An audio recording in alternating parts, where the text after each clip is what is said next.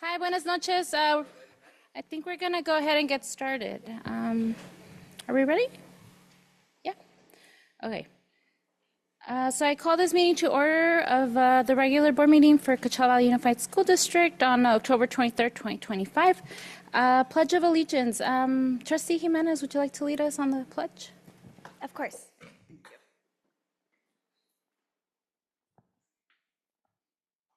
Place your right hands over your heart. Ready, begin. I pledge allegiance to the flag of the United States of America and to the republic for which it stands, one nation, under God, indivisible, with liberty and justice for all. Thank you. Can we have roll call? Oh, can Jay do roll call? President Jocelyn Vargas. Here?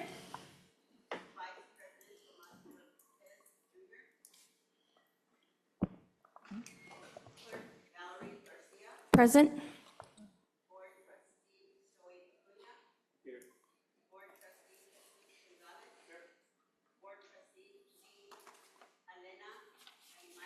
Here. Present.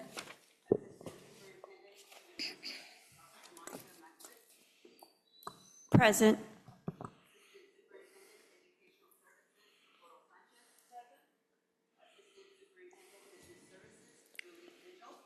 Present. Present. And I'm present for the record. Oh, Thank you.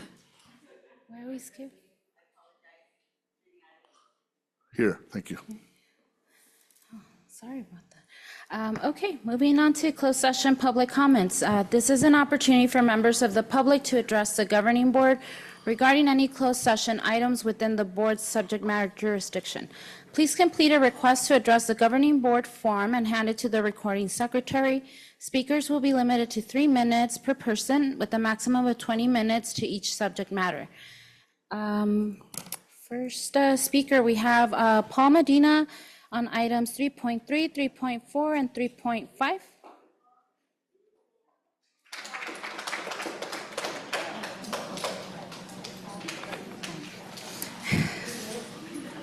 I'm going to bring out the gavel. All right, good evening, ladies and gentlemen. As far as I wasn't ready to be the first one, but it's nice to see one of my students from CVU. Isabella, how you doing? I'm very proud of you to see you up here. And one of the parts I want to talk about is contracting out. I know a lot of people talk about bus drivers, we're always absent, we're always missing. Yeah, but we don't hold drivers accountability. Some drivers, yeah, we've been told some drivers do take Mondays and Fridays off, but they don't take accountability of management, take accountability of the bus drivers. We here, a lot of times, we don't realize that we do break down. A lot of times, I'm one of the C drivers. Last time a parent talked about my bus, 625. Every single bus, I'm that bus driver, 625 at the C. I do CVU, I do West Shores. And I know that my principal, I know she's here from CVU, could validate me. As a bus driver, I do not leave students. I do what I can to be my utmost for responsibility of my students. I even tell my kids, even from West Shores, if you guys run late, just come to the bus. I'm not gonna hold you guys responsible because, I mean, I was young, you know, and I made a lot of mistakes. So I understand. Yesterday we had a specific training on how we, you know, with our students, or sometimes, you know, we always forget where we come from or how we respond, or how we really don't forget where we came from. You know, a lot of times I always look back, a lot of my students, when I was a kid, talking to on Thanksgiving holidays, I used to always be ignored. And one time I remember I turned around to myself, when I get older, I will never ignore a student. And I can tell you now, each one of you could go to CVU or West Shores. You could mention Paul Medina, and each one, majority of the kids' face will light up. Because each student, I treat with respect. I tell them good morning, have a great day. Isabella, I'm proud of you. I mean, she was never on my bus. One of her friends were, and she always used to tell me, "Hi, Paul, how you doing?" I was never on your bus. And the last time I saw her in a meeting, I'm proud that she's a product of West Shores. And it's an amazing to see her up there. I mean, I had something different I was going to say, but just to see her up there blesses me. And I'm gonna have 25 seconds, and I like to say this scripture, because I'm a man of God, I serve the Lord, and this scripture is specifically to Jesse Gonzalez. I know you are out of respect for you and your wife, love your family, but the scripture, Mark 6, chapter 38, what profits a man to gain the world and yet lose your soul? So I hope tonight you go to bed and the Lord speaks to you, because we know how you are. Thank you. So Thank you, Mr. leave you with Medina. that. Next speaker, Lorena Diaz. Lorena Diaz? Lorena Diaz on transportation, 3.3, 3.4, and 3.5. Thank you.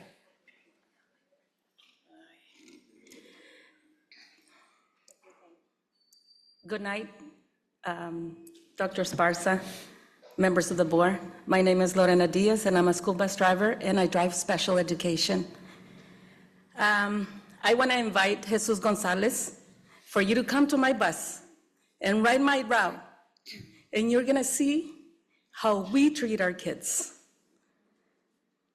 Those kids with special ed in my bus are always treated with respect.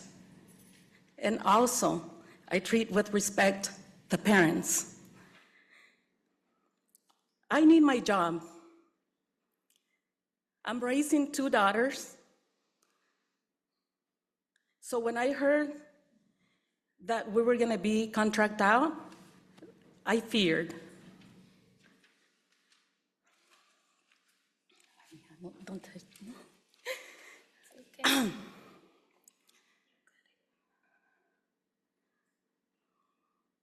I'm sorry.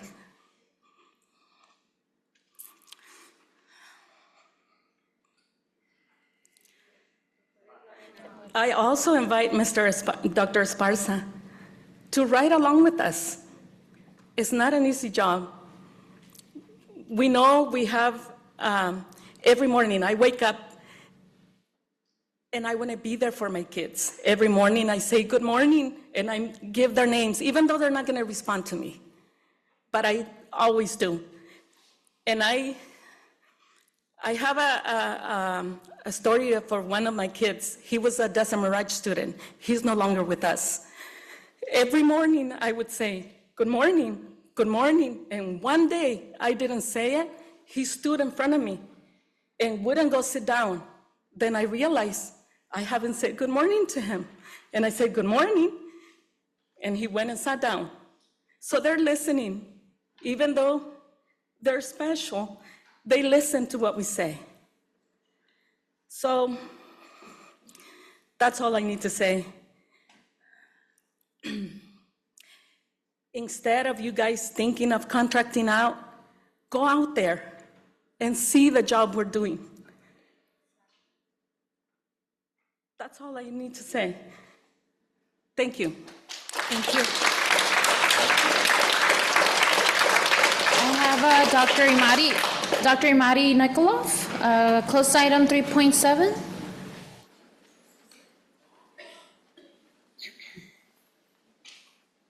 Thank you.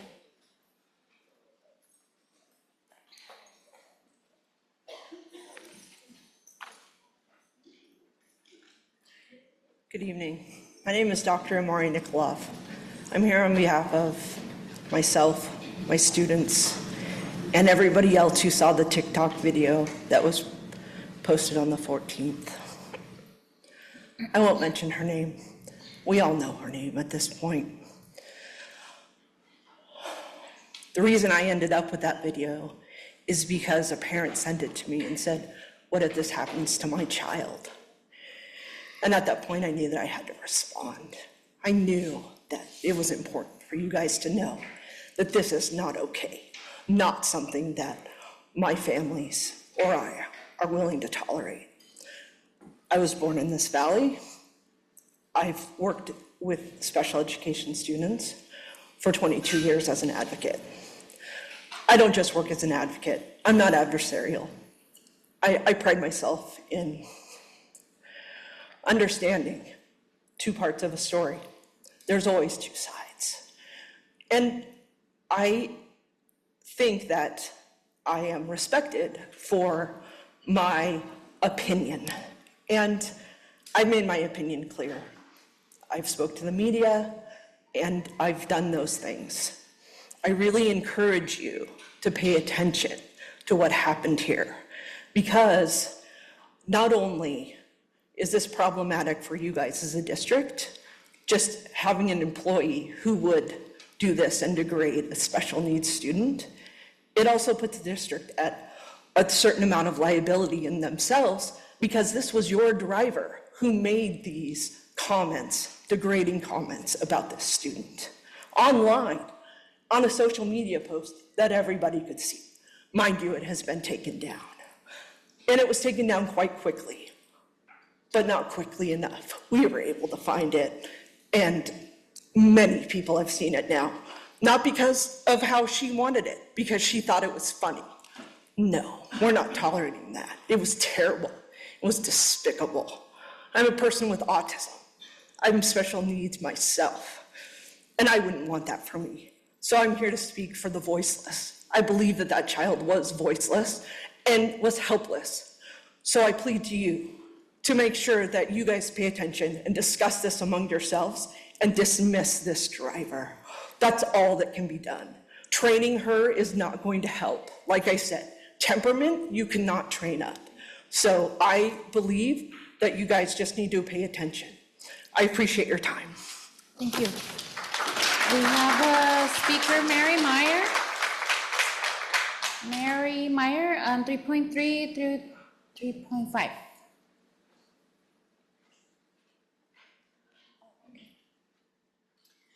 Good evening. At a recent board meeting, Mr. Gonzalez mentioned the need for an audit. I don't think I've ever agreed with him more.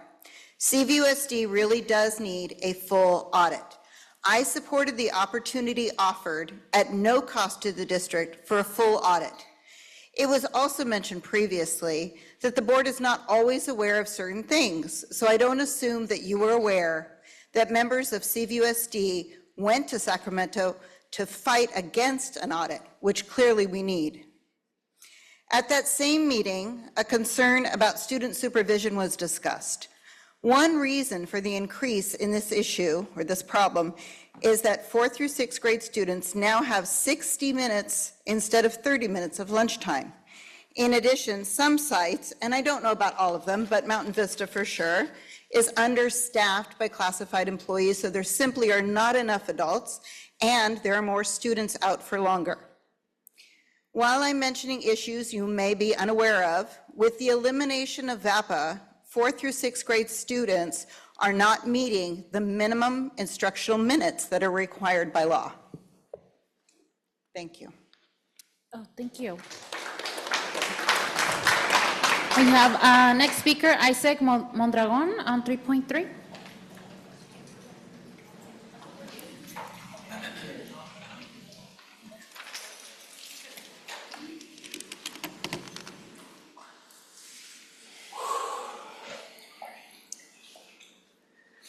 Good evening. My name is Isaac. Thank you for allowing me to have this little space of expressing. I've been here in Coachella Valley since 2014. I got hired. Been working for the district for quite some time. I noticed that there's been a lot of issues around the time. One of the things that I always encountered was how they always spoke to us about negative, with teachers and other people around the district. And that always hurt me, because I didn't see a lot of things that people were saying about our transportation. But yet, it kept going and kept going. And that's something that it's already building up into a point where it's looking at us as a negative, in a negative way. I get up at 4 in the morning. My day starts at 4. I come in, I do clock in. I'm here at 9. I still stay because I live in Salton City. It's a long drive. So most of my time is here waiting or doing something else, but I don't get rest. So I clock in again at 1:30, and I don't get to leave around 6, 6:30, sometimes 7. A lot of times they're asking, hey, can you stay, to do, cover up some route or some activities. I say, no, I'm too tired. Sometimes I do, depending on how I'm feeling. But I'm still recovering from being sick. I was sick for a long time. And I just want to say, my family depends on this job. But I believe that the children that I work with, they also depend with drivers like me, I believe. Because what I do for them is I provide them for professional service, courtesy, respect, and when they are in a situation, I always try to make it better for the environment, for everyone to be safe. And I do feel that they make a difference. Sometimes there's routes that are really, routed and everything, and when I find myself in a situation I'm making a difference, that makes me happy. That makes me keep going to do my job and come to my home, despite that I'm coming at 7, and I'm not spending all that time with my family. A lot of you guys come in at 8, you guys leave at 3:30, 4:30. You guys are blessed. But us, we're here staying for almost 16 hours sometimes. And not just me, but there's a lot of us that are like that. And I just kind of feel like, just keep, understanding our point of view, so that way you listen to us as well, not just what everybody else is telling about us. That's a negative voice. That's a lot of noise. I know, I understand. But, have a little bit of compassion for us. That's what I'm saying. Thank you. Next speaker, we have Eloy Treviño, 3.3. Eloy? Eloy? Oh, sorry. Thank you. Hello, good evening. My name is Eloy Treviño. I just want to start off with, so in 2012, I started working at Desert Sands as a school bus driver. And then CVUSD was giving out the opportunity to drivers out here. I guess they were in need of like 13, 20 drivers or what have you. They dropped Hemet dropped the account and CVUSD picked it up. And so with that, I jumped over here and I embraced the opportunity just because they gave me the full 8 hours, right? And then also there was guaranteed overtime, in which I can see where the overtime kicks in and where your shift, for me, for example, I come in at 5:30 in the morning, I work till 9:30, then come back, clock in at 1:30 till 4:30, 5 o'clock, that completes my 8. But there's still a lot of work for the kids out there, well, a lot of work for us, for the kids to get home, to take them home, right? So I would have to say that when it comes to the overtime, there is a lot of work, and then a lot of people do tend to do the work, but it gets tiring out there. It really does. The heat, some of these buses don't have AC, so the heat gets to you. Things tend to break down, things happen. I know Ms. Sanchez was one of my routes last year in the morning to see how the route went, and she saw how my bus wouldn't turn on, right? Ms. Sanchez's bus wouldn't turn on, and then we had to wait for a while until mechanics got to me, and they were busy too with other bus drivers as well, their buses wouldn't turn on. So, but I would have to say, when it comes to Desert Sands and CVUSD, I think at CVUSD, it's a different animal for the most part, just because on how rural we are in this area, where the kids have a hard time just to get home, and we are the only people that we can take them, can take them home, right? When it comes to Desert Sands, well, everything's kind of walking distance, and everybody's close proximity. But when it comes to us, we're like a whole different animal. So if you can kind of like also understand on that part, on how we tend to work and function out here, just look into that as well. Thank you. Thank you. Next speaker, we have Patricia Reyes, 3.4, 3.3, and 3.5. Thank you. Good evening. Good evening, board members, Dr. Esparza. I want to talk a little bit about our overtime. Our overtime is usually given like in the morning on signups. We work up to 10 10 to 12 hours a day. It depends on what we sign up for. I also want to go over about accountability of the drivers, same drivers that have been missing work over and over.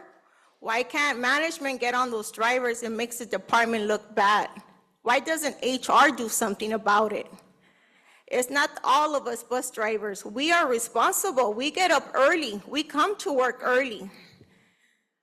I drive for Desert Sands, and I mean, my face is the first face my kids see in the morning, and the last face they see when they get off my bus or vehicle, whatever I'm driving. The drivers that you see here, we're responsible. We care about our job. And the drivers that are not here is because they're clearing up schools for us right now. There's a lot of work. We have a lot of work. We got a lot of activities. And just because all the drivers are not here doesn't mean they don't care about their job. They're out there clearing activities from Oasis to the Sea to Mecca, everywhere. The high school, they're clearing schools right now. We come in the morning when the sun's not up, and we go home when the sun is gone down. We're here at work more. It's a lot. It's a lot for us drivers, but we do the job. We always do. And I just wanted to say about the accountability of the drivers and the overtime and us contracting us out. We need a job. I need a job. I have bills to pay. We all do. My family depends on this job. It's sad that it's always our department getting targeted that they need to get contracted out. And we all need our job. Then that's all I want to say. Next speaker, we have Frankie. If you could just state your last name. 3.3. Good evening. Francisco Becerra, school bus driver, 24 years. As my colleagues have been saying, you guys are going to hear it. You've already heard it. You're going to hear it, and you're going to continue hearing it, right? Again, I've been with the district 24 years. I've done management for 10 months. I've done custodial for 6 months, and the rest of the time I did as bus driver. Trust me, and I know a lot of us are pinpointing Mr. Gonzalez. Mr. Gonzalez is I know him because he was my baseball coach when I was a kid, but you don't think that I would want to go home at 4:15 in the afternoon when I get up at 3:45 in the morning because I drive out at the sea with Paul, right? But I'm a team player, and so are they. If we don't clear the schools, who's going to clear them? If we don't do the work, we get yelled at. If we do the work, we're getting yelled at. What do you guys want us to do? Not clear the schools? Leave the kids out there? What's going to happen? All of you board members and probably Dr. Spards and everybody else are going to get phone calls, right? As you have been. What are we going to do? What do you guys want us to do? Leave the kids out there? On the overtime, trust me, a lot of us and the ones that are out there, like Patty said, we would love to go home after 8 hours, but you know what? We signed up for a job to do. We're doing it to our best of our ability. We're not all bad people, okay? I've invited board members to go out to our department, and I'm gonna tell you, I've seen one board member in the 24 years that I've been here, one board member show up, and I'll tell you guys who it is, Mr. Trini Arredondo, okay? He's been the only one that's been out there. And I want to thank you for that. Thank you. Maybe you could talk to your people here and let them know. Come and visit us. Don't come and visit us when bad things are happening, right? Bad things happen in the district every single day. It's just a lot of us don't see it or don't hear about it, okay? We only hear and see what we want to, okay? Contracting out, I'm not going to go there because I know my emotions are going to get high, and I don't want to do that, with all due respect. You guys should very think about it, especially Mr. Gonzalez. I'm sorry we're all pinpointing it to you, but you're the one that brought it up. Trust me, when you don't show up to board meetings, when you show up late, do your colleagues question you. You have issues in your life like everybody else. If my daughter gets sick, I'm not coming to work. I'll tell you that right straight up. The same way you could miss and you have your stuff going on, we have that right as well. Thank you. Thank you. We have Frank Espinosa, 3.5. Frank Espinosa?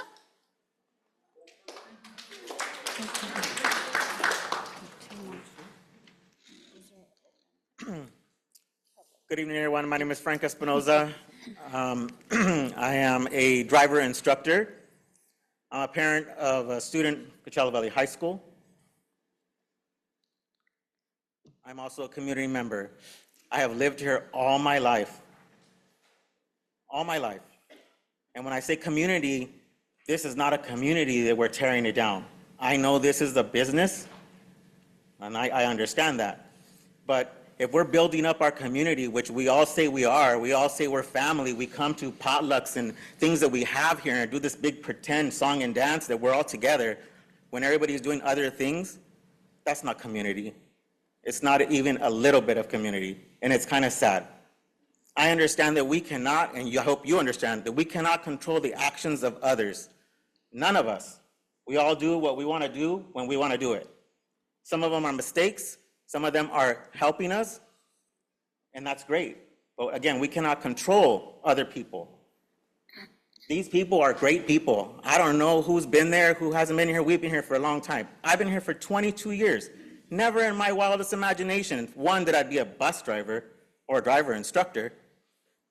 But to be somewhere for 22 years, I look forward to the day that I'm able to leave this place and retire and be happy and enjoy the rest of my life.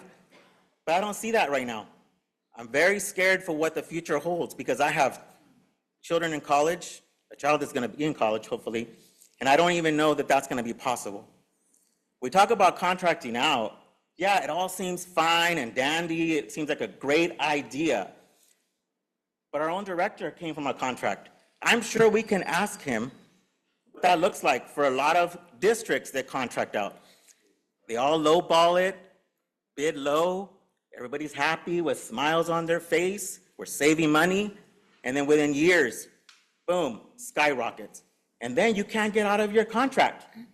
And you're stuck paying tons and tons of money. These people, and myself included, when I'm called to help, I come and I help. I never say no. My overtime came in question not too long ago. And man, did it hurt because I felt like I'm doing so much for you, and this is how you repay me? You don't even know me to talk about me the way you do.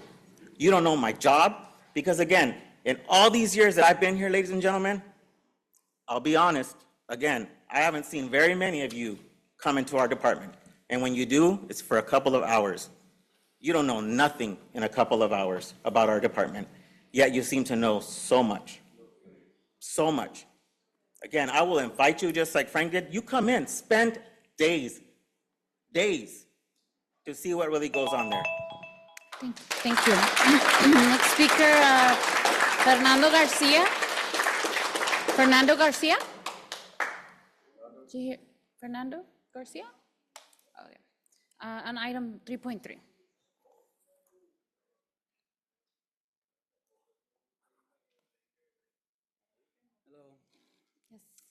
Hello. My name is Fernando Garcia. I work for the Transportation Department. How are you guys doing? I've worked there for about 13 years. Although I'm wearing this mechanic uniform, I speak as a bus driver because that is where I had started when I worked for those 12 years that I've been here, or as bus driver, I'm sorry. In all those years, I would hear that we as bus drivers are stealing from the district. Never has there ever come a day when I first started that something was going on somewhere with our department. That is not true. I have witnessed all these drivers get called from their lunches, literally seeing them, watching them eat, and they get up to go help.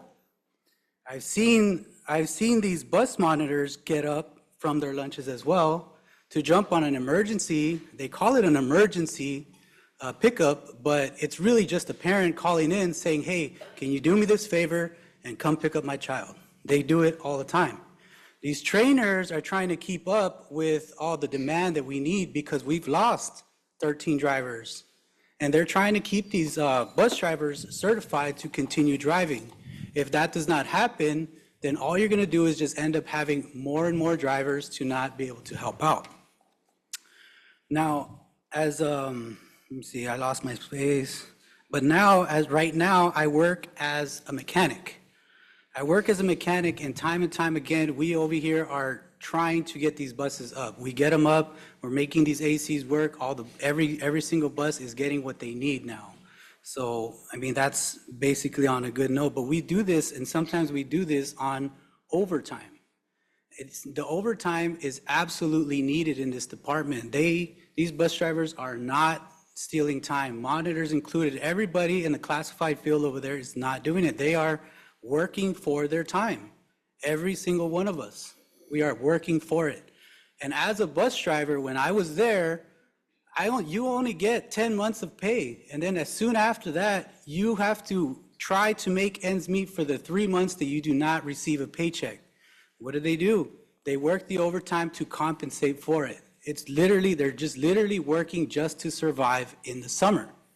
And it's just how it is. Back in the day when I first started, I would take home probably like $3,100 and be okay because it was 13 years ago. But now today, making rent today, it's averaging about $3,100 to $4,000. And as a single parent, myself, doing that is hard enough. I have to take care of 2 children, and I do it by myself. And here I am, late at night, when I could be here, be with my kids. But I'm here speaking for all of us, letting you know that we are here to work. We're not here to take anything from the district. Thank you. Thank you.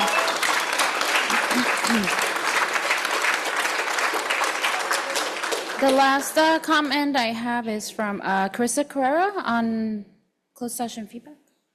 Excuse me, I put one in too, but it's not for, when we come back. It's For public comment? Okay, thank you. It's for a closed session? Okay, I'll look for it and we can. No, Ms. Carrera, you can go. I know. She said he can go ahead and go first. Yes, okay. We're gonna go ahead and start here, Duran, transportation. It says public comment, but. Okay. Thank you. Hello, my name is Sergio Duran. I'm a transportation employee. I'm a mechanic, 31 years. I just want to bring something to light that we heard in a few board meetings ago.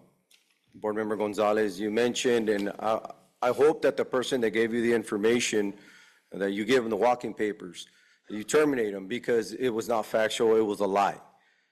They stated that we were consuming a mass amount of gasoline and it wasn't accounted for. So somehow, I guess the statement that was made that we were stealing it.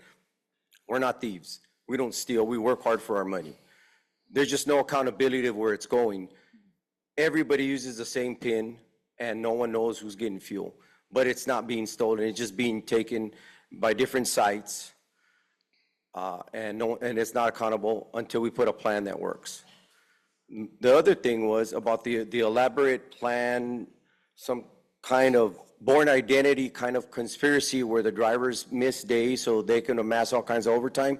There's no conspiracy. It happens every day. And it's even worse now because 13 drivers were laid off and they got to cover that. I started working as a bus driver 31 years ago for 3 months, and then I went in the shop. And then I amassed 100 hours a month for 10 years of overtime till I said I was done. I was tired. We drove every day because we've always been short. These drivers, I see them going home at night, and it's about 8 o'clock, and I ask them what time their day started, and they say 3 in the morning. That's embarrassing for a district that refuses to pay bus drivers a living wage. They have to amass so much overtime just to survive. And being accused of fraud, I'll give you a perfect example. If you guys want to eliminate the fraud that is being said, that is being committed by employees, implement a time clock system, district-wide, everybody, management, certificated, classified, everybody. I guarantee you that people standing behind me are not going to be in that list that are stealing because they work damn hard for their money. They work hard to survive, to pay the bills for their family. Implement something like that. And let's see, and we can straighten out a lot of these accusations because it's not going on. These drivers are working for what they're doing, and they don't need to be stressed out there delivering our students, picking them up and taking them home, that they're going to contract out this department. Ask Palm Springs what happened when they contracted out. It's a nightmare to this day. And we cannot continue threatening our drivers because without our drivers, you guys are nobodies. This district is a nobody. Nobody shows up. You'll have nobody in the classroom, nobody to feed, nobody to talk to because they would all be at home. Get a for-profit contractor. Let's see how fast they cut all these projects, all these after-school programs. There'll be no more after-school programs. Thank you. Thank you. The last speaker we have, Ms. Carrera.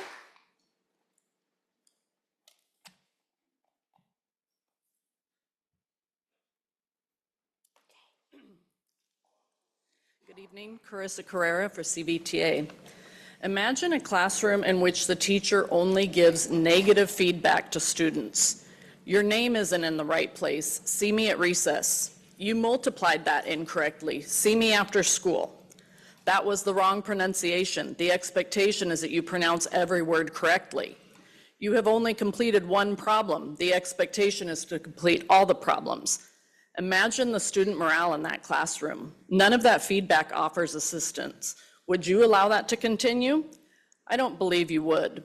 Teachers are expected to create positive classroom environments, encourage students, and offer every scaffold available to increase learning opportunities. Our students deserve nothing less. What about administrators? Should they foster positive work environments, offer assistance in improving instruction? These are real comments made by directors or the principals they oversee. After observing a lesson, a director stated to other admin, "Okay, what did she do wrong?"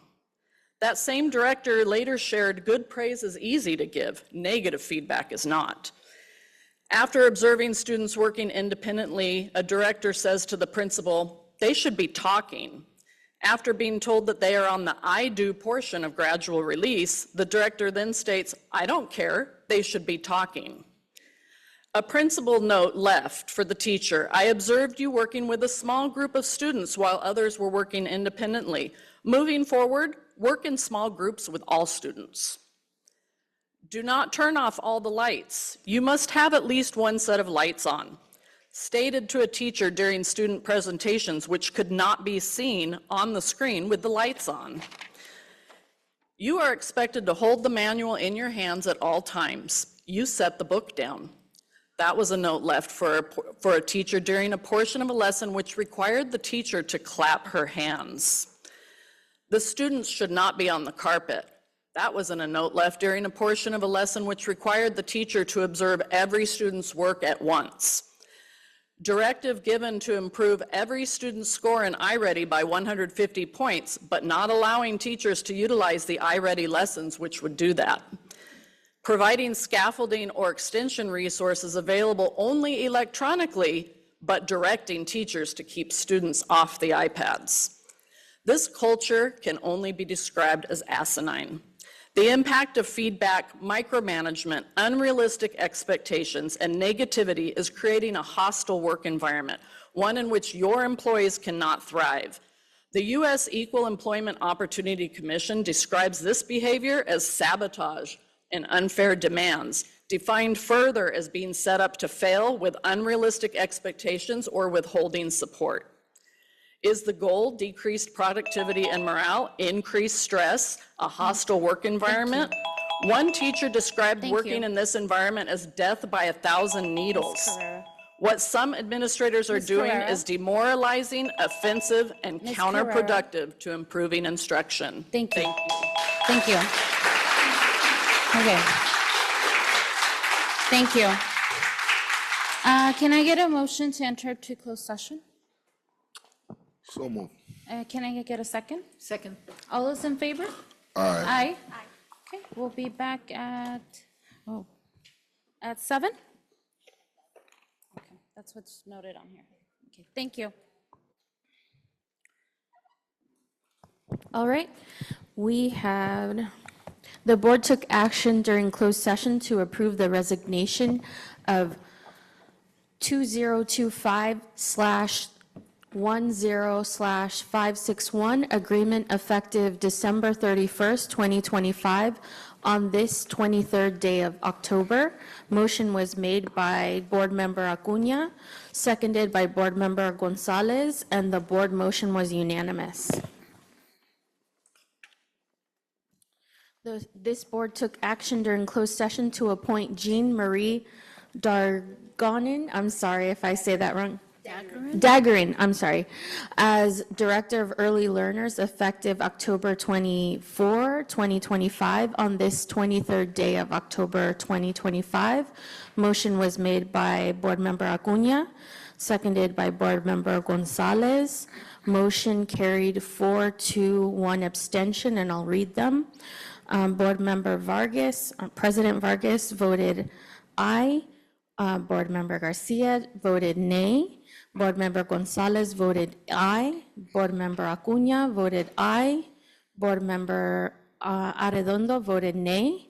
Board Member Tortes voted aye. And Board Member Galimanes abstained.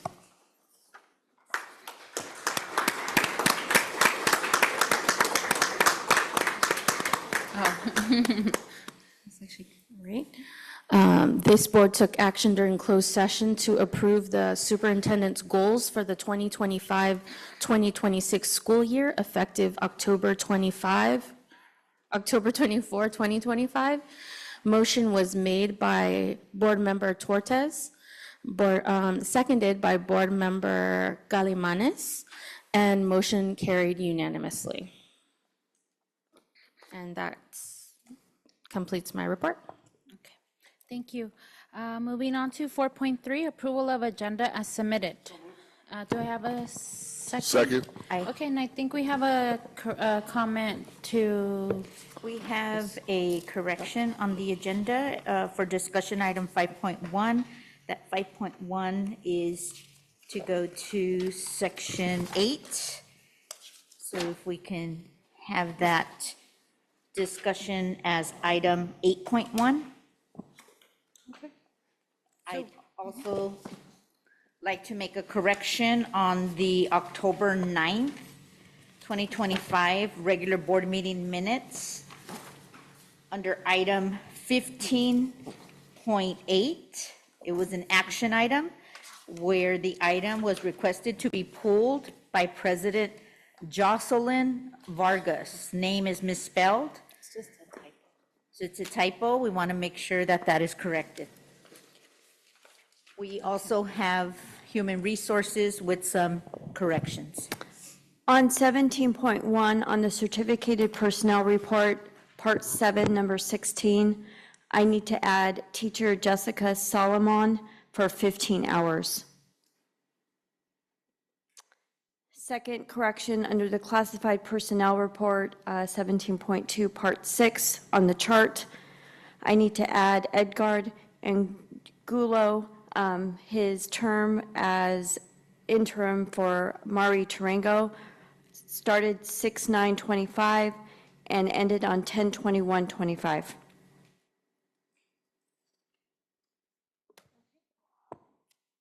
Okay. All those in favor? Aye. Oh, student trustee. I'm sorry. Oh, okay, student trustee, aye.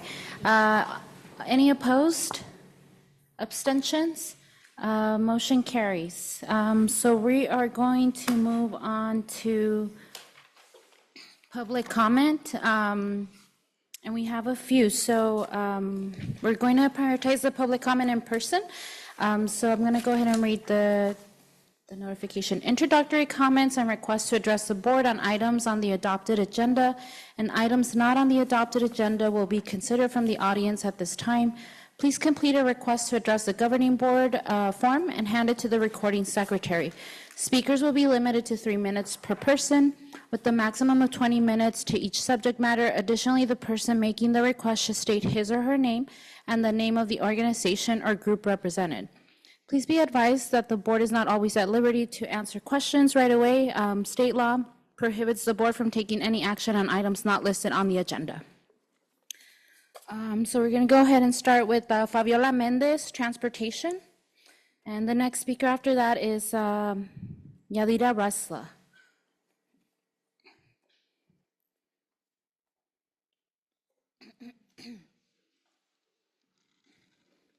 If you can put your translators, because I'm going to speak Spanish.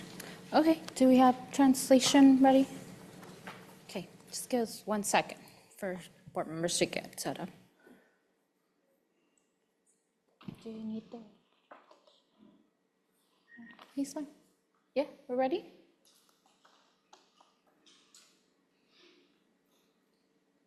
Okay. Buenas noches a todos. Mi nombre es Fabiola Méndez y he estado en el Departamento de Transportación por 6 años. En primer lugar, quiero que sepan que este año escolar lo empezamos muy mal. 13 choferes fueron despedidos y las rutas fueron mal hechas. Nunca vimos que los verdaderos culpables, que son administración y management, dieran la cara. Como todo el tiempo, los culpables se esconden detrás de las personas que no tuvimos nada que ver. Nosotros fuimos quien dimos la cara, nosotros fuimos quien recibimos los reclamos de los padres. ¿Y en dónde estaban ustedes? ¿En qué momento dieron la cara para aceptar sus errores? Ahorita estamos en la mira de todo el mundo, pero quiero decirles que no todos somos iguales.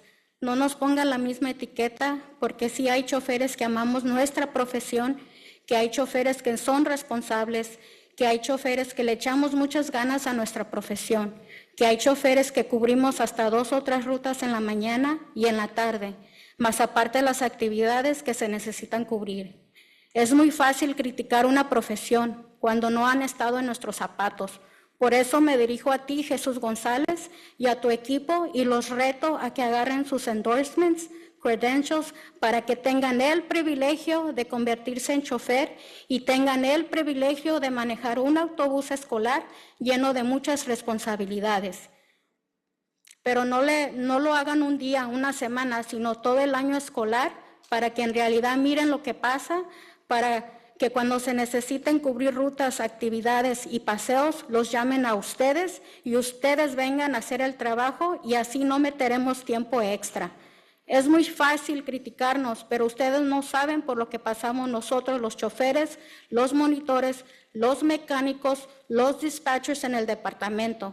Así que los invito a que se pongan nuestros zapatos y vayan a nuestro departamento y miren la realidad. Gracias. Thank you.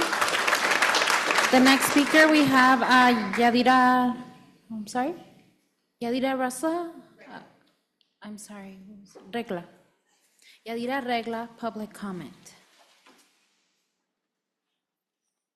Thank you.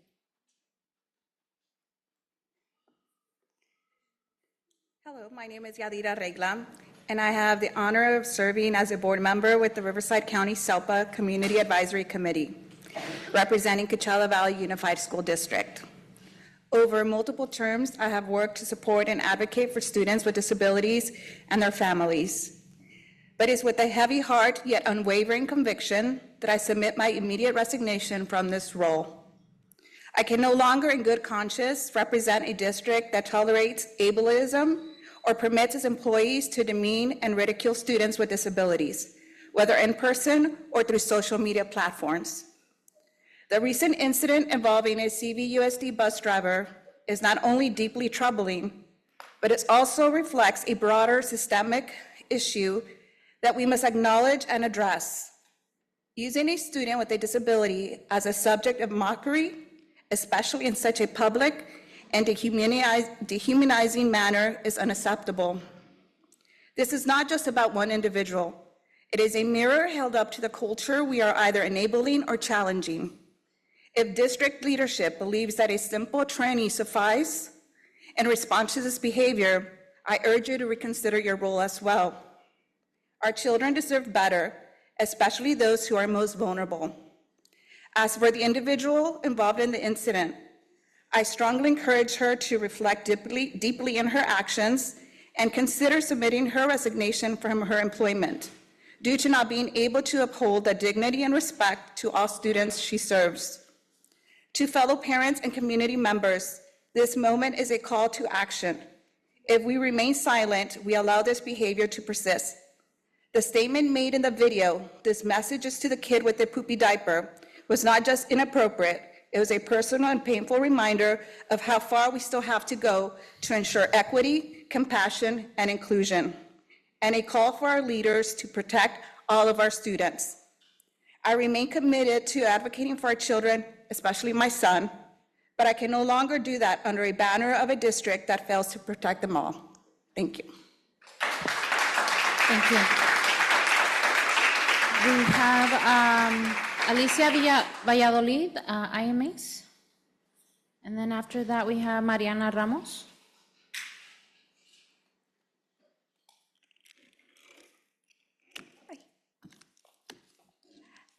Good afternoon, buenas tardes a todos y a los padres que están aquí. Me da mucho gusto estar hablando aquí. Let's change it to English. Thank you. A long time ago, the first time I came, it was in West Side. Mr. Cunha Gonzalez, you were there. It was technology. They were talking certain things about technology. I was next to Sylvester Manuela, and we were talking. I said, that's not true. He said, get up and say something. You know what it is. Get up. I didn't want to. I got up and said what I believe, and it was true. The next day, the principal called me in and told me what happened. I go, I don't know what happened. You say something in the board.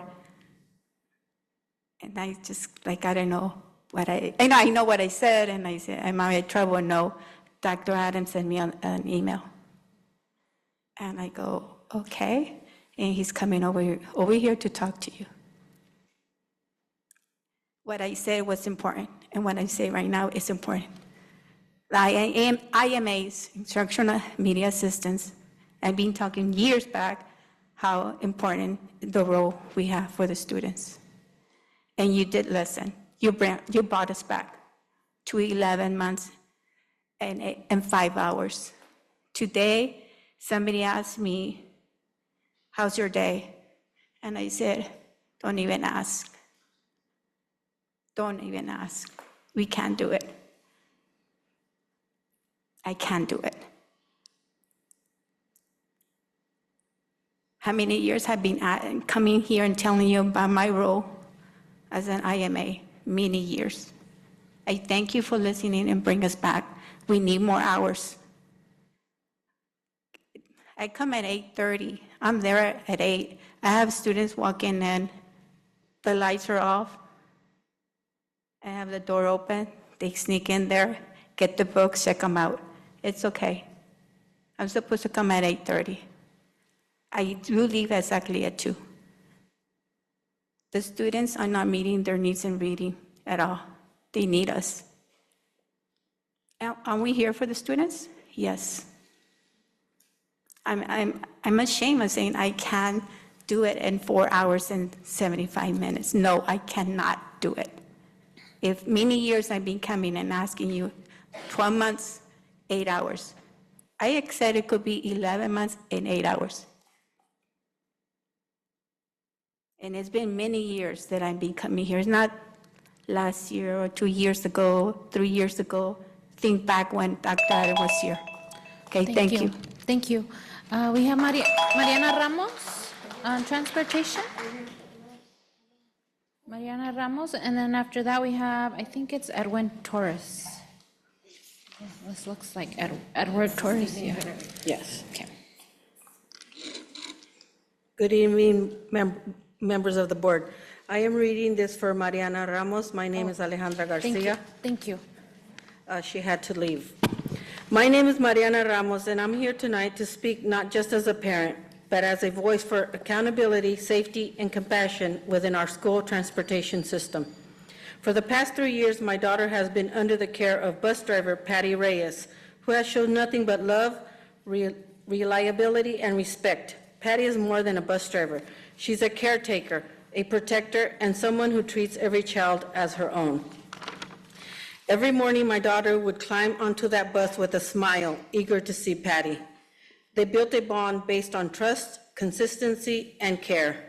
Patty would communicate regularly with me about school days off, concerns, and even small updates. things that made me, as a parent, feel that my daughter was safe. That's one moment that stayed with me. There's one moment that stayed with me. One day, Patty's bus broke down near our neighborhood.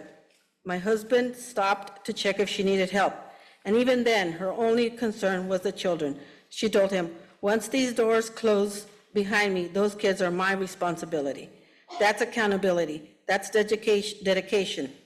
That's the kind of employee this district should be proud of. But recently, we were told that Patty would be replaced.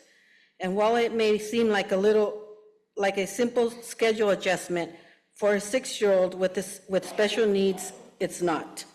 It's disruptive, it's confusing, and unnecessary. The new driver assigned to her route has been cold, uncommunicative, and inconsistent. Just this week, the bus arrived 6 minutes early, left before the scheduled time, and when I called to report it, I was met with dismissive and unprofessional behavior from dispatch. Because of that, my daughter missed her ride, missed breakfast, and I missed work, all because basic accountability and communication were ignored. This isn't just one morning. It's about a pattern, a lack of oversight and empathy within transportation management. Parents should never feel uncertain about whether their child is safe, cared for, or treated with respect. So tonight, I'm asking that this district reinforce clear standards of accountability, safety protocols, and empathy training for all transportation staff, from bus drivers to dispatchers. Our children deserve to feel safe the moment those bus doors close, and we as parents deserve to trust that the person responsible for them take that duty to heart. Thank you for your time and for your commitment, for committing to making safe communication and accountability a true priority for every child in this district. Thank you for your time, Mariana Ramos. Thank you. Next speaker, we have Edward Torres, Transportation.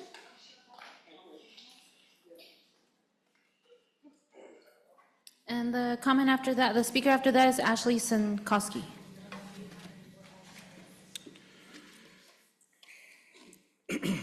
Sorry, a little nervous. Good evening, board. My name is Edward Torres. I've been here 28 years in the same department. I started as a bus driver, worked my way up as a dispatch, field trip tech, interim supervisor, and now back as a dispatcher. And my thing is right now is that I want you to understand. I see Gonzalez is gone, so that's pertaining to him. Understand us, that department. Understand what we need to do. Come and see our department and understand what we need to do. You just can't judge us and say, oh, they hand you a piece of paper or 1.5 million or whatever it was on OT. But understand where the data is coming from. Who do we got to, pick up? ACEs, athletics, migrant, all those programs you want us to do. There's so many programs we got to cover. We got, middays that we got to cover. We got activities. We got 38 activities that we got to cover. We work from 4 a.m. in the morning to 7:30 at night. Mechanics are there till 9:30 at night, And then we have field trips. How many field trips do we cover a year? Do you guys know how many field trips do we cover a year? Over 1,000 field trips over the season. How is that going to be done?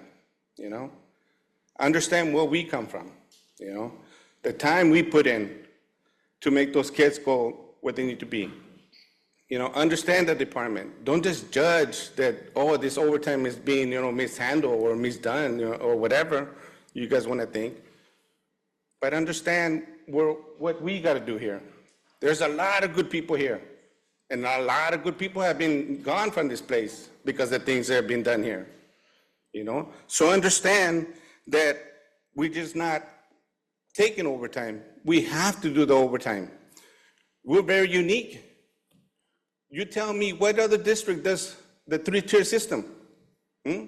High school, elementary, and middle school. Who else does that?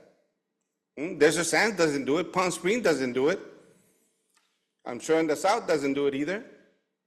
You gotta understand, drivers come in at 5, 4, to 9 o'clock, and then they clock back in. You got middays in the middle. You got, activities. You got field trips. All that needs to be covered. How is it gonna be covered if we don't do it? They're not gonna do it for free. Obviously, you probably won't do it for free either. So just think of that. Understand. Right now, you should be saying to the union, hey, let's implement an absence policy. Let's implement a time clock and work with the union. Thank you. Understand us before you judge us, okay? Thank you. Next speaker, we have Ashley Sinkowski on Autism Program for Staffing, and then we have Gael Gomez. President Vargas, is it okay if Ms. Gomez goes first? We're Oh, yeah, speaking on the of same course. topic. Thank you. Yes. Gael. Jael. I'm not It's okay. my Spanish. Okay, thank you. Good evening, members of the Governing Board and Superintendent. My name is Jael Gomez. Oh, I'm nervous. And I am here to share serious concerns regarding the safety and staffing conditions in my TK through second autism classroom. Currently, I have 10 students, 1 transitional kinder, 5 kindergartners, and 2 first graders and 2 second graders. 4 of my youngest students are experiencing school for the very first time, and 3 additional students joined well after the start of the school year. One's routines had already been established. These circumstances, combined with reduced paraeducator support, have created ongoing challenges that directly impact safety, instruction, and staff well-being. I understand that I am not the only teacher affected by these changes. Last year, I was able to maintain safety and structure by applying the district's model of using the one-to-one staff for classroom support. This year, however, I do not have any students with one-on-one support, leaving my classroom with only 2 paraeducators. With 3 adults for 10 students, supervision gaps are unavoidable. When 2 paras must accompany a student to the restroom, the remaining students are left without adequate supervision. Restroom needs occur frequently throughout the day, making it unrealistic to call for office assistance each time.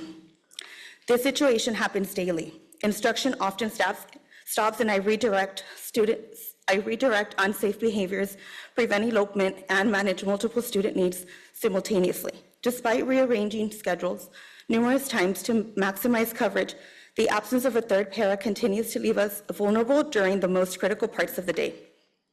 After only a short time into the school year, my team and I are already feeling the strain.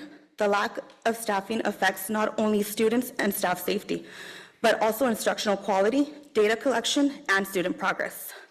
Recess supervision also presents risks.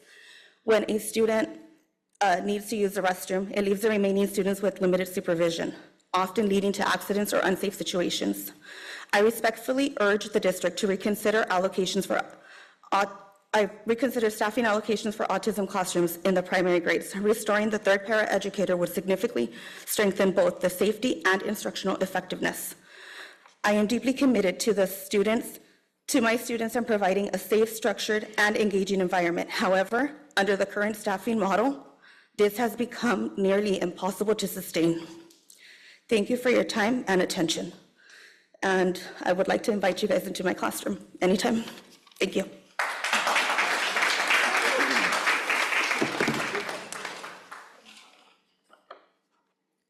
Hi, good evening. My name is Ashley Sinkowski, and I am one of Coachella's behavior specialists. And one of the requirements of my job is to help coordinate the autism programs. And this school year, the elementary autism programs experienced a significant amount of changes. Last year, these programs were located at Valle del Sol and John Kelly. And this year, the programs were relocated, so most of the teachers in those programs were involuntarily transferred. Most of them received new paraeducators that they met for the first time on the first day of school.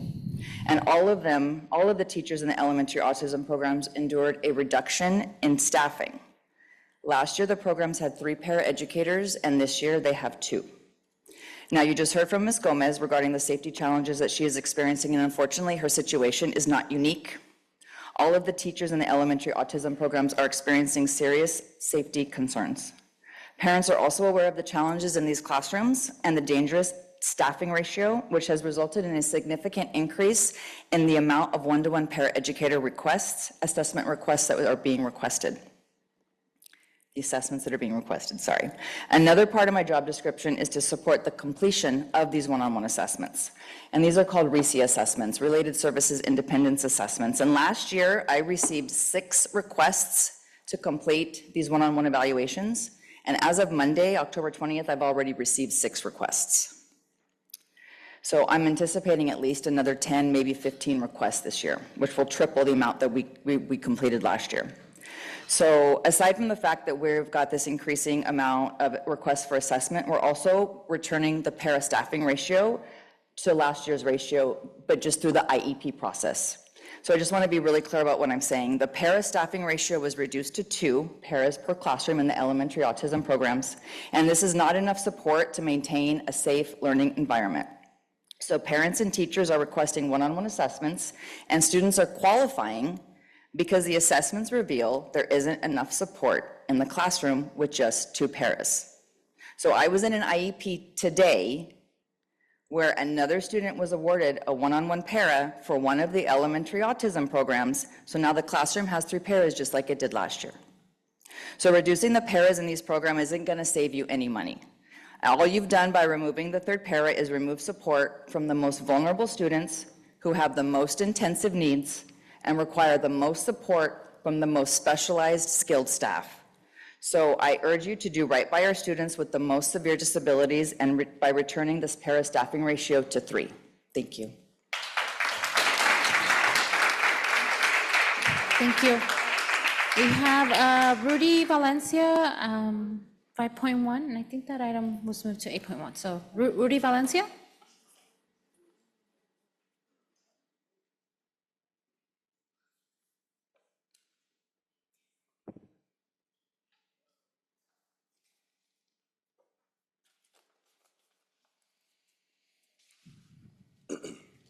Good evening, Board. My name is Rudy Valencia. I'm the Deputy Commissioner for Riverside County Agricultural Commissioner's Office. I'm here on behalf of Riverside County Agricultural Commissioner's Office, and I'm here to read a letter from our Agricultural Commissioner, Delia Jimenez-Choke. On behalf of Riverside County Agricultural Commissioner's Office, I am pleased to offer full support for the establishment and continued development of the Agricultural Academy at Coachella Valley High School. Agriculture is a cornerstone in Riverside County's economy and heritage. The Coachella Valley has long been recognized as a diverse and productive agricultural operations, from table grapes to citrus, dates, and leafy greens. The area's total agricultural production is nearly $900 million and accounts for 55% of the entire country's total agricultural crop value. As the agricultural industry evolves with new technologies, sustainable practices, and workforce needs, it's vital that we cultivate the next generation of skilled, knowledgeable, and passionate agricultural professionals who will carry on the Coachella Valley's legacy and increase its economy and impact statewide. The Coachella Valley High School Agricultural Academy represents a significant investment in our local youth and the future of the agricultural community. By providing students on hands-on experience, technical training, and exposing agricultural science, agribusiness, and environmental stewardships, the Academy will help bridge the gap between education and industry. Our office supports initiatives and encourages career readiness, promoting agricultural literacy, and strengthening local partnerships between education, industry, and government. We believe that the Agricultural Academy aligns perfectly with our goals and will play a central role in sustaining a vibrant and resilient agricultural workforce within Riverside County. Signed, Agricultural Commissioner for Riverside County, Delia Jimenez-Choke. Thank you. Thank you. If you could leave the letter maybe with our staff so we can include. Oh, okay, thank you. I appreciate it, thank you. The next speaker, we have Margaret Chiriaco Rush on 5.1 as well. And the speaker after that is Jenny Hannah Brown. Thank you.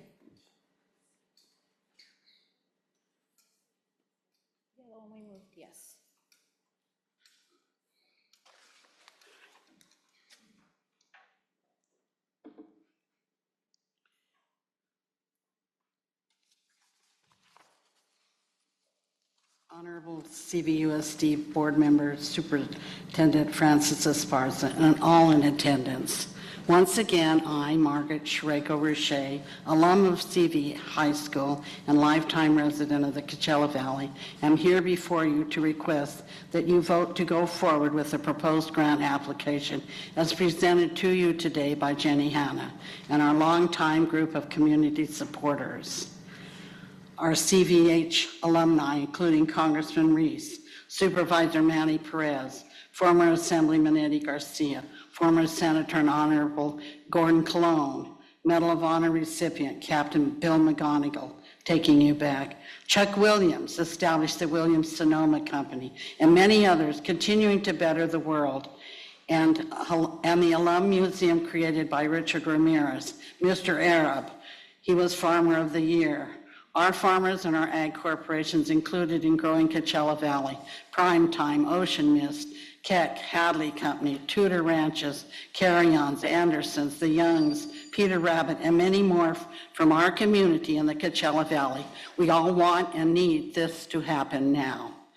Coachella Valley High School started as an ag school over 100 years ago, and it is on life support now. We believe the farm area can be brought back to vibrant life by kickstarting and submitting the grant proposal for Proposition 2 funding. We'll start by taking a little bite of the elephant and then proceed to complete the larger project, which will offer students a beginning in ag, nurturing their interest and providing the education in specialized ag sectors. Our students deserve nothing but the best, and we need to continue to feed the hungry bear of agriculture, keeping it in our valley with capable employees to take the industry forward. This must happen to sustain our nation with food independence and food security and sustainability. We also hope to create an active ag hub using existing buildings for classrooms, offices for USDA, Riverside County Ag, and other related agencies. It is imperative that we put our students and their needs first and make these opportunities happen now. The money is there in Proposition 2. All the grant work has been done and will be ready for submittal by end of November at no cost to CVUSD. The balance of the money to be raised will be accomplished after the grant is awarded and can be done. True leadership will propel this forward. You all together can be the force, and Coachella Valley Unified School District will begin to emerge as a one-of-a-kind ag hub and academy in California. And I have letters from Desert Rodeo Ag Commissioner Ellen Way, President of the Riverside County Farm Bureau, Diane Ramirez, Growing Coachella Valley, Janelle Percy, Supervisor Manny Perez, and I have them all here. Thank you. If you'd like to submit those, we can share them to board members. Here we go. Thank you. They're all there. Next speaker, we have Jenny Hanna Brown. On the same item. Thank you. Thank you.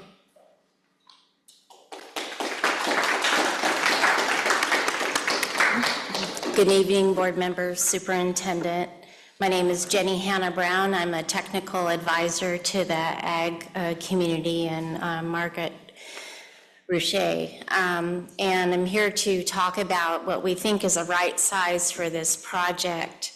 And we've been in discussions with the district and ag community, some of the staff at the district, and the goal is to submit for this proposition funding.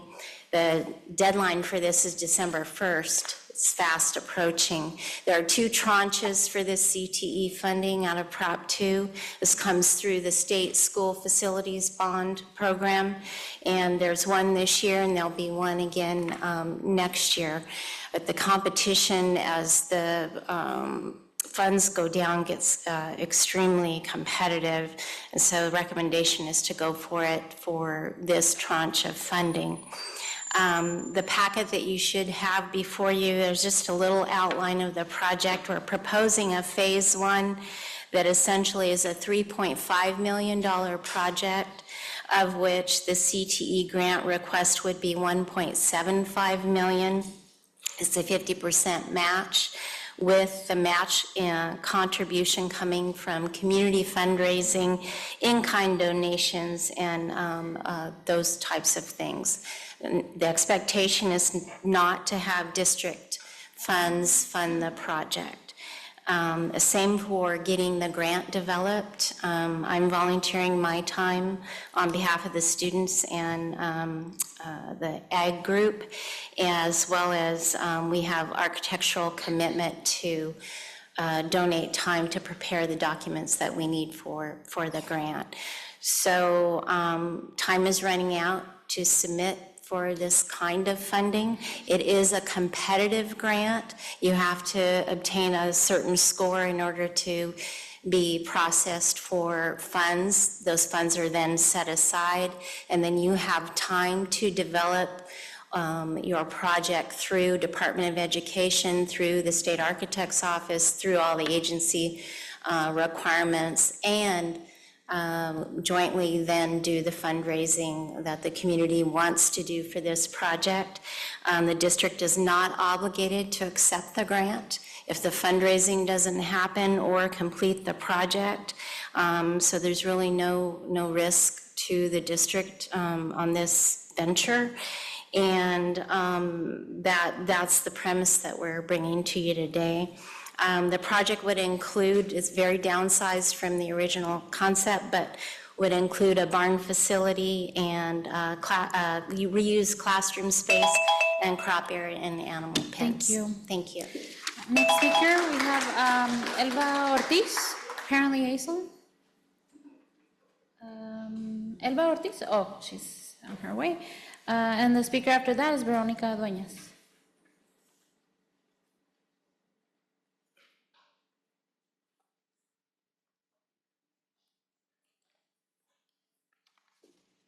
Muy buenas noches, miembros de la mesa directiva. Esta ya es la cuarta vez que venimos ante ustedes con la misma preocupación. En cada ocasión nos hemos retirado de estas reuniones con esperanzas de que se tomarían medidas. Sin embargo, a pesar de nuestros esfuerzos constantes y de su compromiso, no se ha dado paso concreto para regresar a nuestros enlaces de padres. Nuestros enlaces de padres que desempeñan un papel esencial al crear un puente entre la familia, entre las familias y las escuelas, tomando la confianza, la comunicación y la participación dentro de nuestras comunidades. Su ausencia continúa afectando profundamente a nuestras familias y a nuestros estudiantes. Invitamos a la mesa directiva a ir más allá de las promesas y tomar medidas significativas para restaurar nuestro enlace de padres de nuestra comunidad. Merecen ver resultados y un compromiso genuino con los valores de apoyo en inclusión y la colaboración de este distrito. Se presenta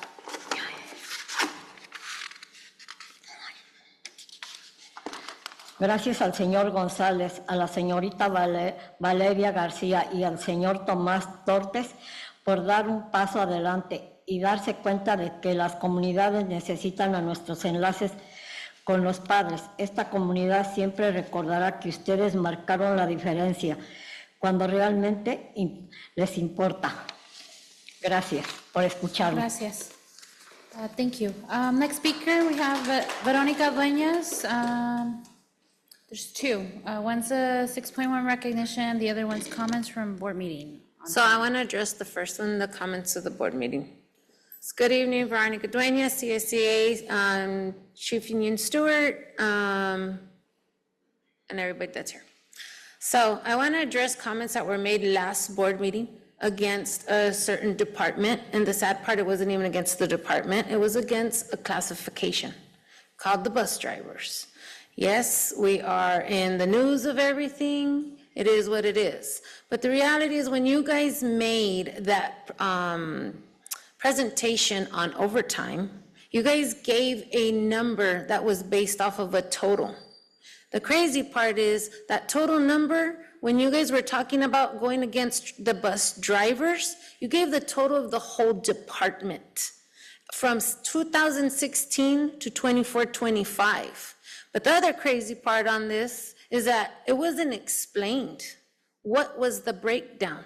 You saw it on your paper, and I'm assuming as board members, you're supposed to see what's on the paper as the breakdown, but did you really see what the true breakdown was on that paper? And I'm gonna tell you no. You wanna know why? Because it wasn't on that paper. That's the crazier part. You wanna know why? Because between 20 and 21, that's when COVID hit. We had a shutdown. But guess what? We didn't just have a shutdown. And I know this for a fact that maybe none of you are even going to know this, because I know for a fact that your board there on your cabinet is all new. They have no clue what happened. They weren't even here. So guess what happened? You guys got 15 new drivers off of 78. Did that add to your overtime? Yes, it did.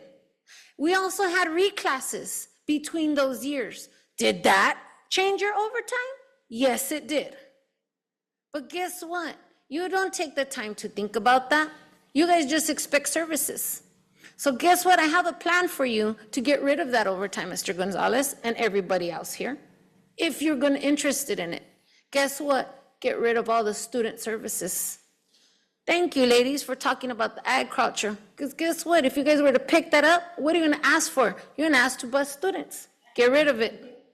Get rid of ACEs, get rid of field trips, get rid of middays, get rid of all services to students to get rid of the overtime. And guess what? Guess who's gonna be up here besides me?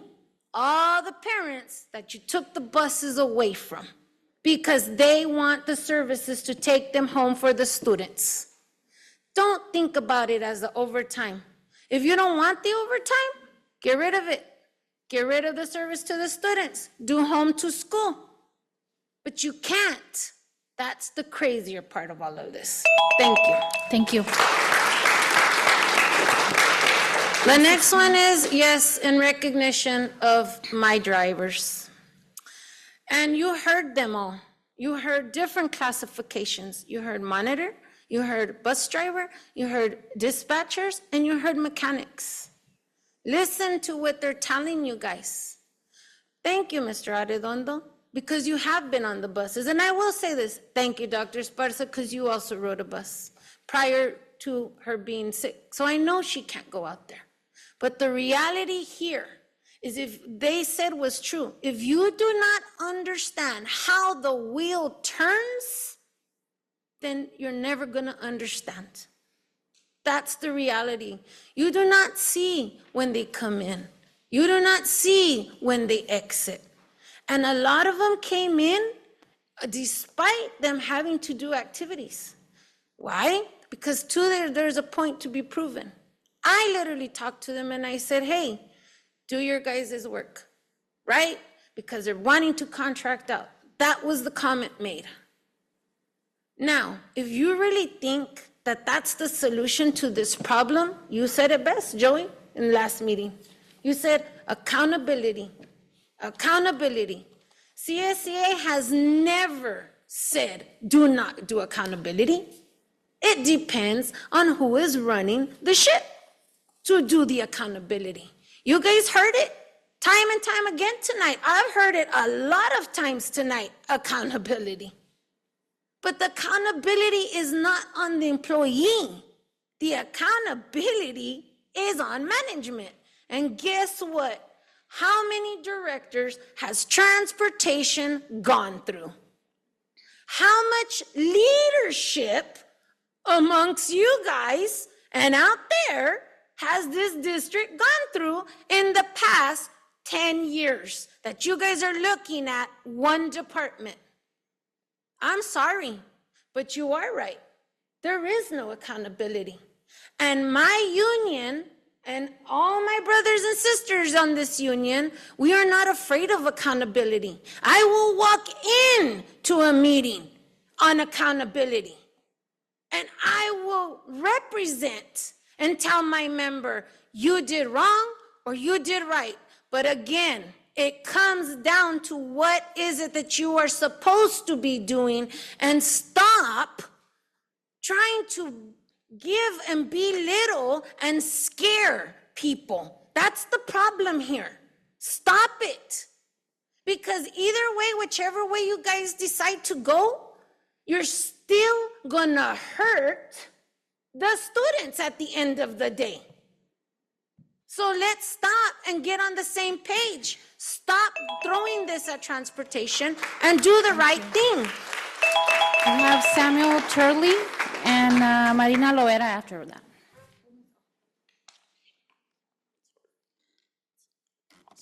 Thank you. It's tough to follow. Hello, everyone. Good evening, board. My name is Samuel Turley. I'm the labor relations representative with the California School Employees Association. I represent CV 109. I'm here this evening because of comments made by board member Jesus Gonzalez about the hardworking classified school bus drivers who've dedicated themselves to ensuring our students have access to safe, efficient, and reliable transportation. I'm so proud of the many classified bargaining unit members who showed up here today to voice their concerns and to speak out about how critical their role is to the success of this district. What Board Member Gonzalez said at the last board meeting was filled with inaccuracies and is a failed attempt to create internal division within our bargaining unit. First, who illegally laid off and eliminated parent-community liaisons that you and so many parents have voiced are critical to schools? This board did. I have with me a copy, if you'd like it, of the PERB complaint that was issued against this district for their move to eliminate and abolish classifications like the parent-community liaisons and to transfer their duties to other employees both within and outside of the bargaining unit. This was done without prior negotiation or without prior notice to CSEA CV 109 and represents a refusal to bargain in good faith over the effects of those layoffs. I wanted to set the record straight on that piece.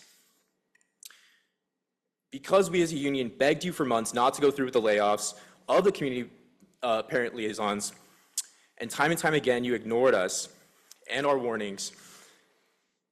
As part of the layoffs last year, the board also laid off a further 13 of our bus drivers, many of whom were hired during the surge during the COVID-19 pandemic and subsequent years. A lot of the overtime that Board Member Gonzalez alleges is being abused by our drivers goes primarily towards providing students with activities like field trips that enrich their educational experience.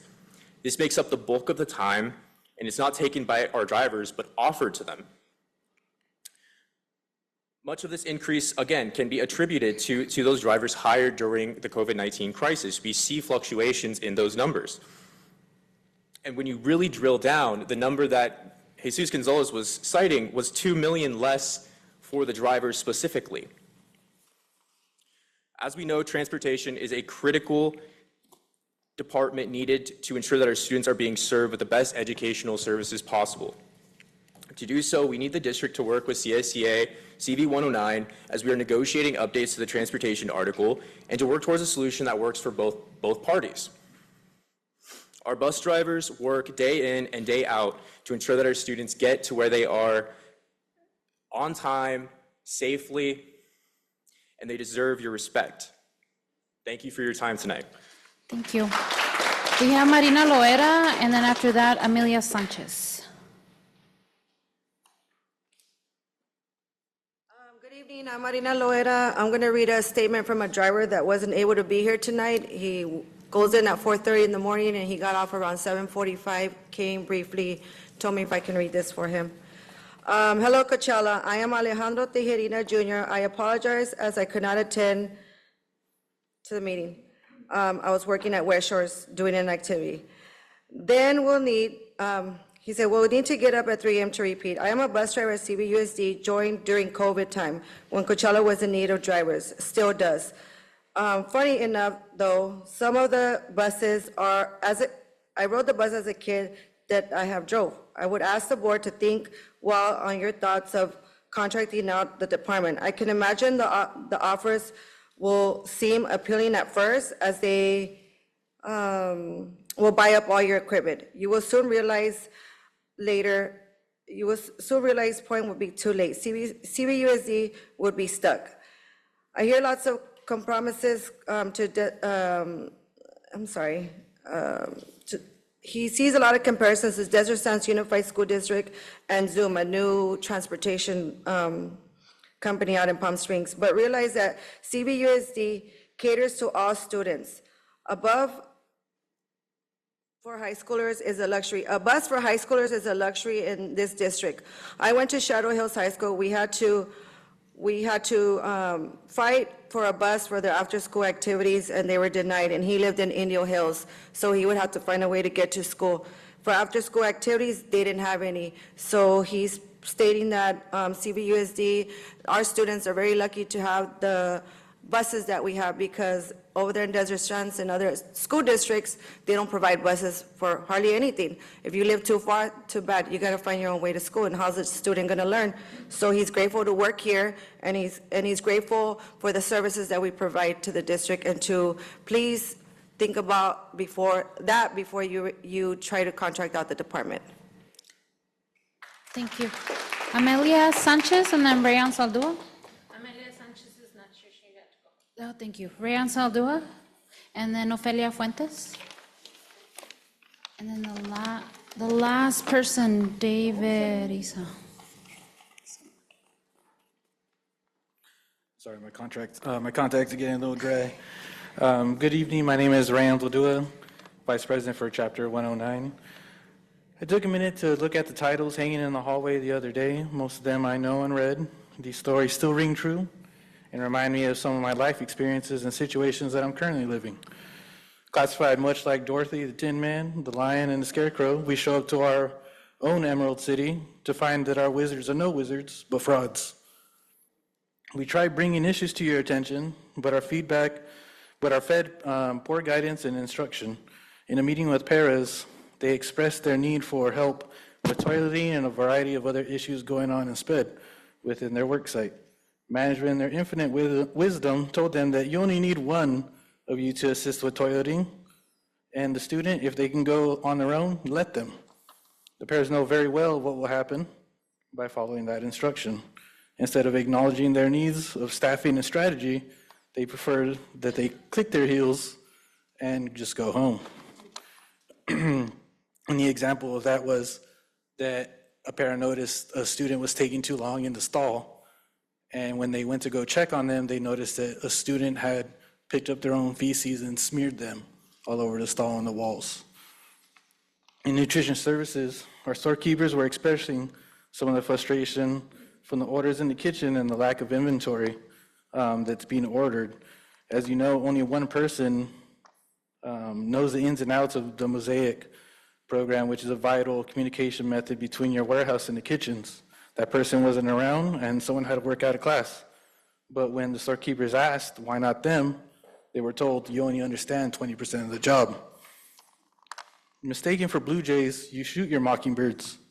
We classified staff suffer from the prejudice of being considered expendable, as we eat up all the resources like the blue jays described by Atticus Finch. As if the positions you cut could be easily transferred to management, and we know the principals doing the extra 3 roles is not easy, and even being delegated to the remaining staff at the sites. Busy as they are, they now have less time to hear what we have to say, including the community.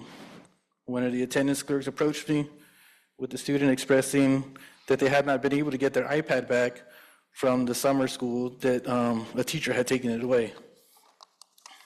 I apologize for that experience and set one up for them anyway. As we pursue our dreams, just like in The Great Gatsby, we find that we don't fit into your old money society with your titles and pay ranges that allow division of people, where a safety supervisor can be scheduled to work an 8-hour day and only get paid 3.5 hours.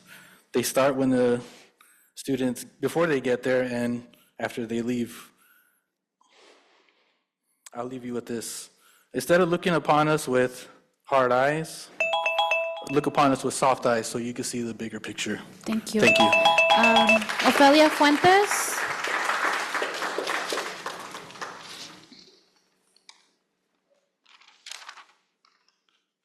Good night. My name is Ofelia Fuentes. I'm a 34-year school bus driver.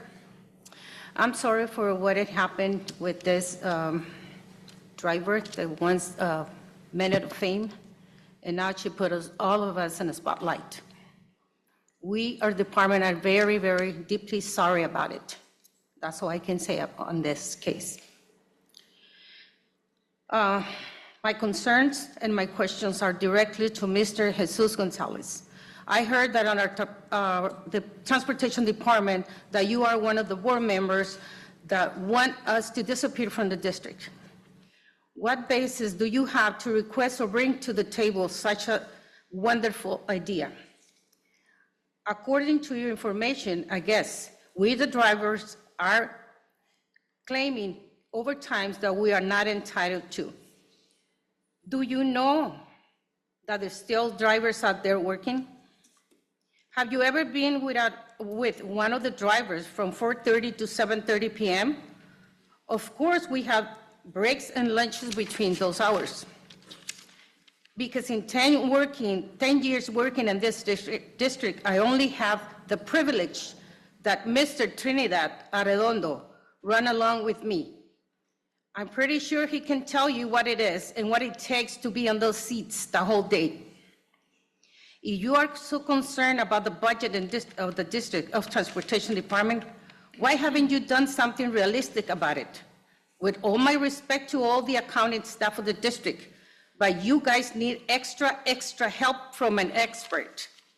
Mr. Gonzalez, why don't you request to hire a budget manager, a budget administrator, the one that can even smell where the money goes, the one that will never let anyone to get themselves ridiculous raises that do not deserve.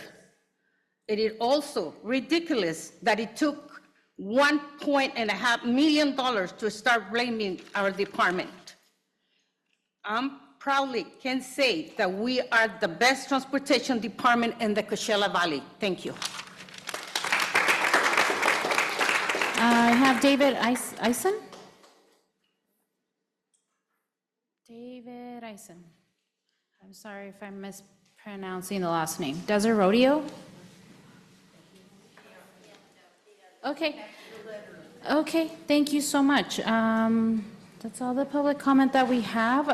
We are going to move on to 7.1, written communication. We received a significant number of written requests, a lot of them around transportation, so we will be submitting them to public record and distributing them to board members, so be on the lookout for an email with all those documents. 7.2, student board member report, Trustee Jimenez.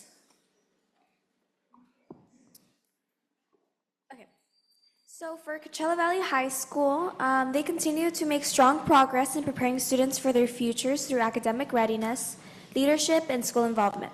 Students are actively engaging in college and career preparation programs, avid activities, and classroom learning to support post-secondary success. School spirit and student participation remain high through campus-wide events such as rallies, cultural celebrations, and community service projects. Their athletic programs, including football, volleyball, cross-country, and cheer, have also seen great involvement, building teamwork and pride among students.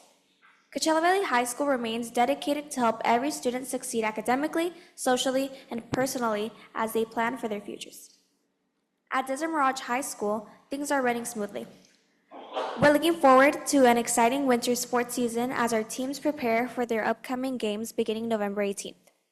Many of our athletes are already practicing and aiming for league championships. We're also thrilled about our new gym floor, which has enhanced both safety and visibility for our student athletes. Finally, a special recognition to the AVID program. They've been on top of things. Their operations are well organized and funds are strong. Charter buses have already been paid in advance for upcoming field trips. At La Familia, CET recently visited the campus to present the services they provide. And next week, Universal Technical Institute will also be on site. La Familia's counselor, Mr. Cardenas, is providing one-on-one support for students to complete CalKits, COD, and FAFSA applications. The La Familia ASB will be hosting Spirit Week from October 27th to October 31st. Featuring daily goodie bag giveaways, a costume contest on the 31st with gift cards for the top 3 winners, and a Red Ribbon Week poster contest promoting the theme Life is a Puzzle, Solve It Drug-Free, with winners announced on the 31st. Students will also enjoy a Friday night live rockin' lunch activity with music and games on the 30th. For West Shores, yesterday juniors participated in the PSAT during college kickoff day. while 30 students are working on the Avant test to demonstrate Spanish proficiency, and many more have passed the AP Spanish exam. We are optimistic about a high number of graduates earning the seal of biliteracy. West Shore is ranked number 4 in the Valley for high school math, just behind Palm Springs High School. And our health pathway students recently completed midterms, reporting confidence in their progress. FAFSA completion is at 60%, with counselors actively supporting students with applications and financial aid. Seniors received targeted guidance for college planning, FAFSA, Cal State applications, and Cal Kids accounts, while 8th graders continue Spanish placement testing. In athletics and student life, our volleyball team won its 2nd consecutive league championship and remains undefeated. Football is in good standing for playoffs, and our cheer program continues to grow. Middle and high school students are engaged in ASB, homecoming, and the upcoming Dia de los Muertos festival with winter sports beginning November 10th. Now for our warms and cools.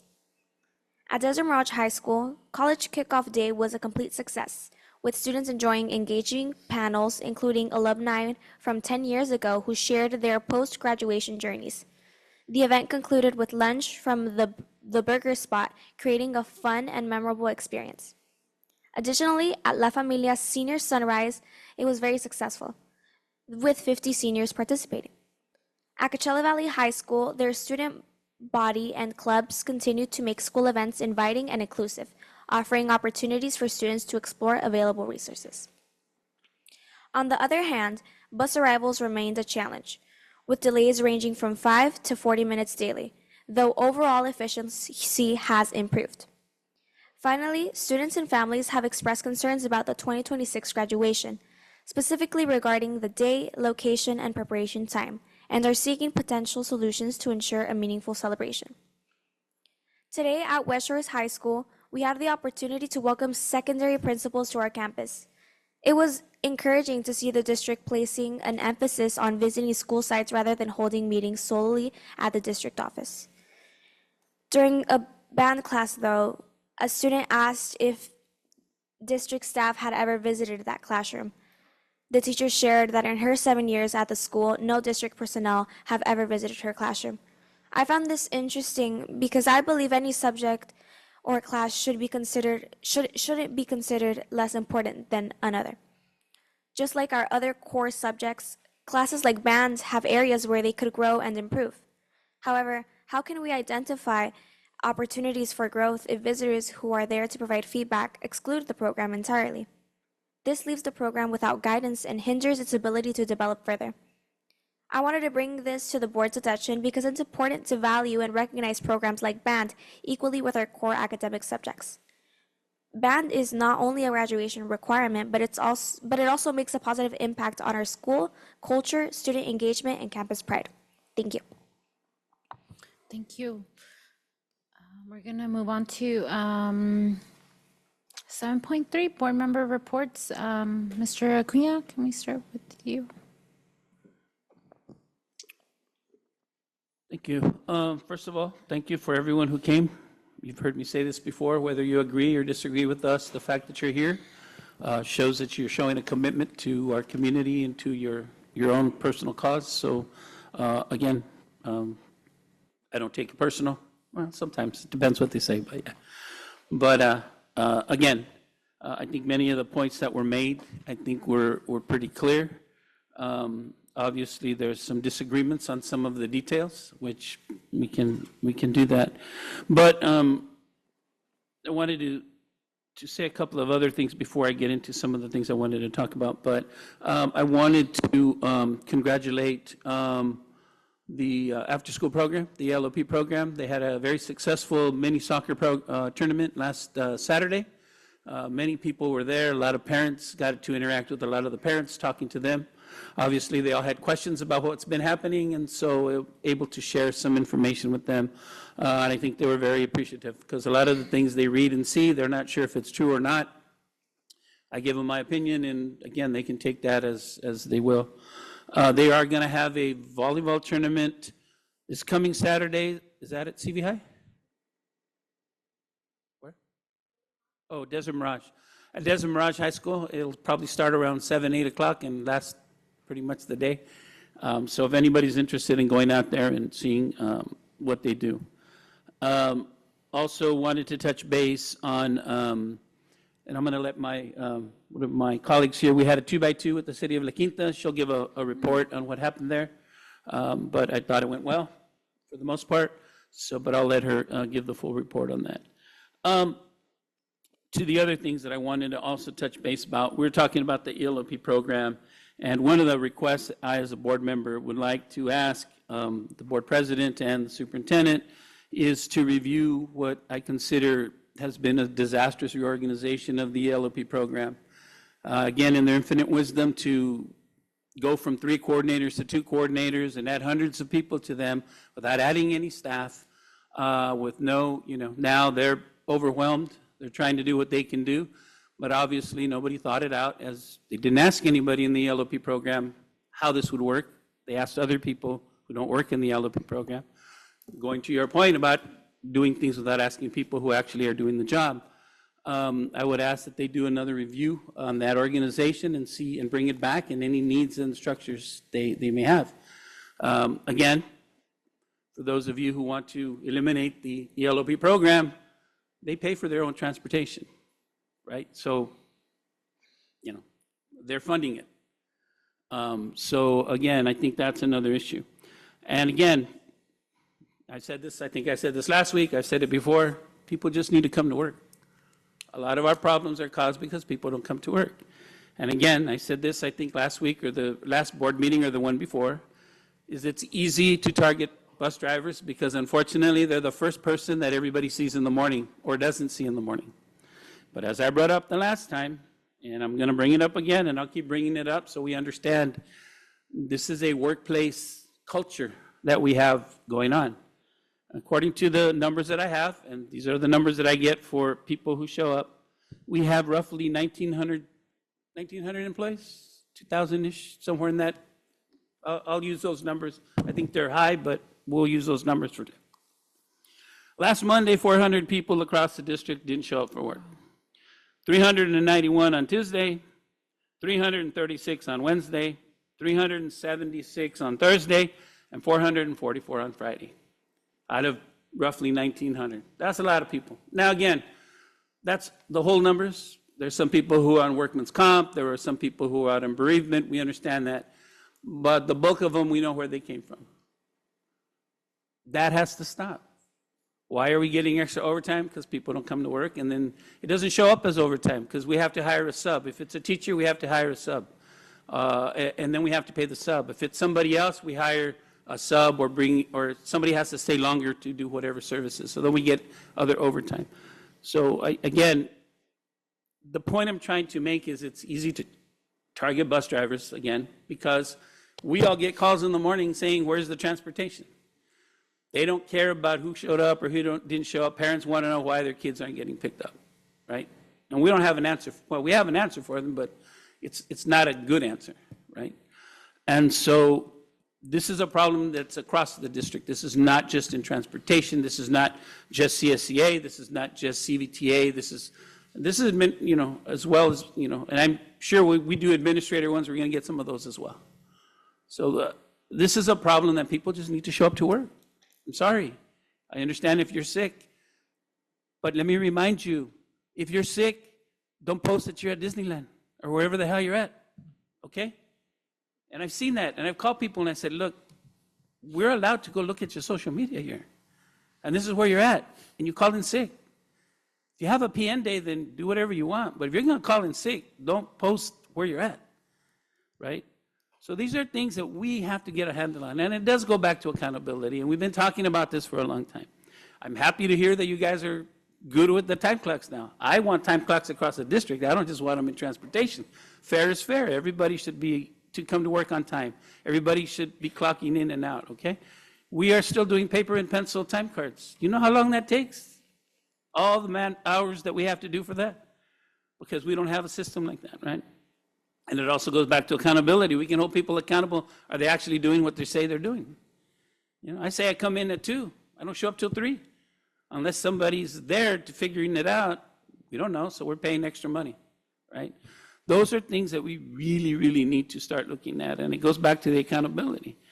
And again, it's easy to point to Mr. Gonzalez, because Mr. Gonzalez brought up the, contracting out. But we have a problem in transportation, we gotta fix it. And that's an option, not a good option for some, it's an option. We gotta be responsible and look at all the options, right? That's our job. But again, I've sat, I understand Mr. Arredondo goes on bus rides and stuff, most of you know that I've gone to bus drivers' homes and had meetings with bus drivers in the past. I've done all that stuff, and we've had this same problem. And it's the same 10% that I keep telling you. It's the same 10% that's causing 90% of the problems. That's where we have to hold people accountable. I heard bus drivers today say, don't judge us all the same. Okay. But when we go after the other ones, you guys can't stand there and say, oh, no, we can't do anything. We have to hold everybody accountable. And that's the problem we have, right?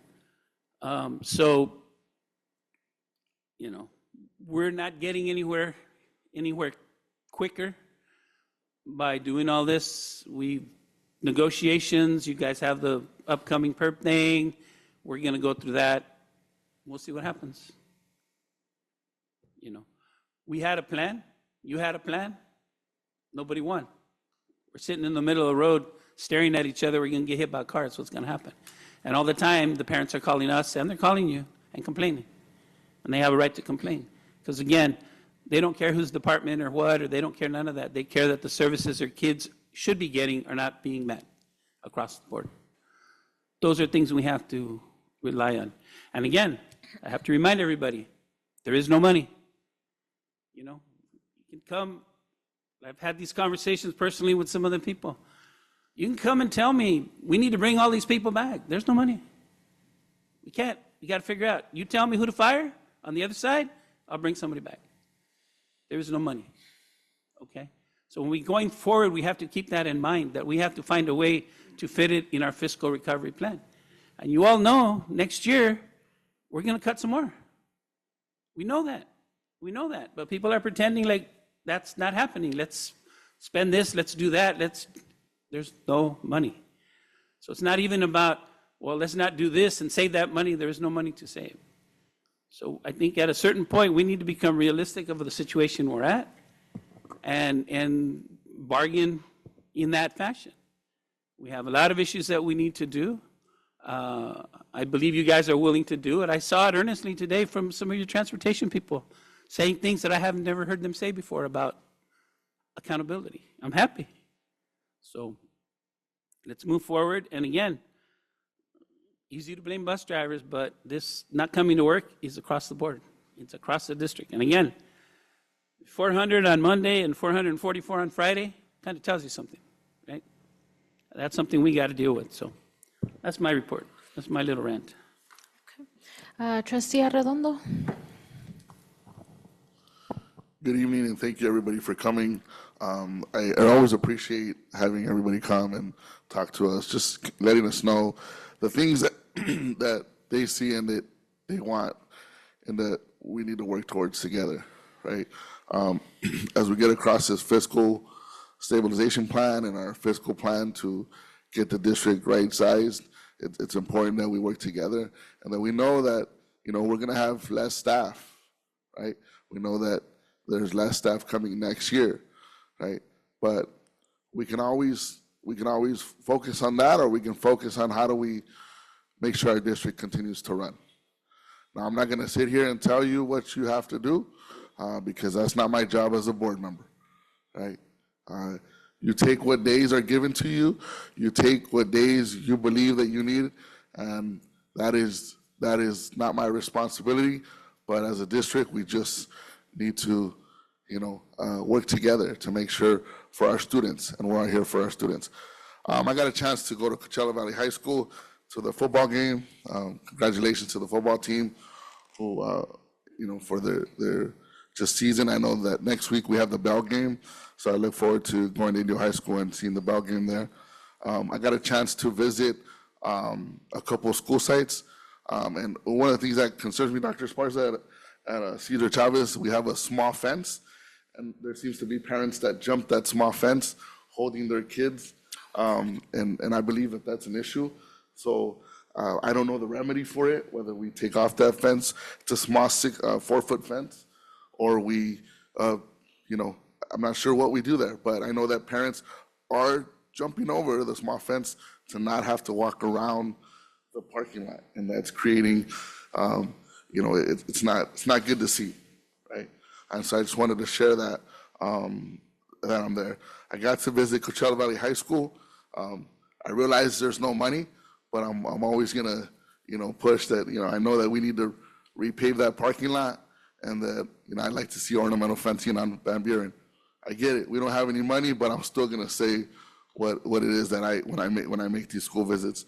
I visited classrooms, students said that I know we've tested the water at CV High School, Dr. Sparza in the past. I'm gonna ask that, I know that there's a kid that food services test the water. I'm gonna ask, well, you know, that I know students complain that the water looked funny to them. I'm not a water expert, so, you know, but hopefully we can take a look at that. See, I visited a couple elementary schools, and I understand what some of the complaints have been because of some of the sites that I visited. They had staffing issues, and staffing issues that are concerning to me, because if you don't have a principal available, that's fine. If you don't have an assistant principal available, that's concerning. If you don't even have a designee, that's super concerning. And Dr. Sparza, I spoke to you about my concern that I believe there has to be hopefully at least a designee, which is what we're voting on today for designees. But I understand now, and trust me, we have to get through this together. If you know, I realize that there's less and less funding, there's less and less staff, but there are some things that, you know, I believe we need to do, that we need to make sure that there's at least a designee on site. And they don't have time to meet with me, that's okay. I always walk away when they say they don't have time because they're too busy. I'm okay with that, but not having a person, that's concerning. And with that, that's my report. Thank you, Dr. Sparza. Thank you. Madam President. Oh, Trustee Calmanes. Thank you very much, and I also echo thank you for all the comments that we get. It's very important that you continue to provide comments. I wanted to make discuss the 2x2 that Trustee Acuna went to, and Dr. Esparza was there, Saraco Sanchez, Lady Torres, and from the city of La Quinta, it was council members John Pena and Kathleen Fitzpatrick and city manager John McMillan. Probably a lot of people who are sitting here don't realize that West Side and Mountain Vista are within the trustee area of the city of La Quinta. So city of La Quinta actually pays taxes to CVUSD. So that's an important consideration. So we were trying to improve the relationship between us and the city of La Quinta. And we had really good discussions. We talked about the West Side Playfield renovation plan. The city came back and said, hey, Kennedy Market's doing some renovations. We need to make sure the district takes into consideration what's going on there and how it might affect West Side. We went through CVUSD news, and we talked about that. We talked about the CTE opportunities that we're looking at, including with Desert International Horse Park, Cal Fire, and things like that. So they were very much impressed how much work we're doing to provide those type of extra opportunities for students. One of the things that also is very important is that we do need to start communicating better to the residents in La Quinta about, what we're doing together with the city of La Quinta and CVUSD. So you're going to start seeing more features in the La Quinta magazine called The Gem, of what we're doing with CVUSD.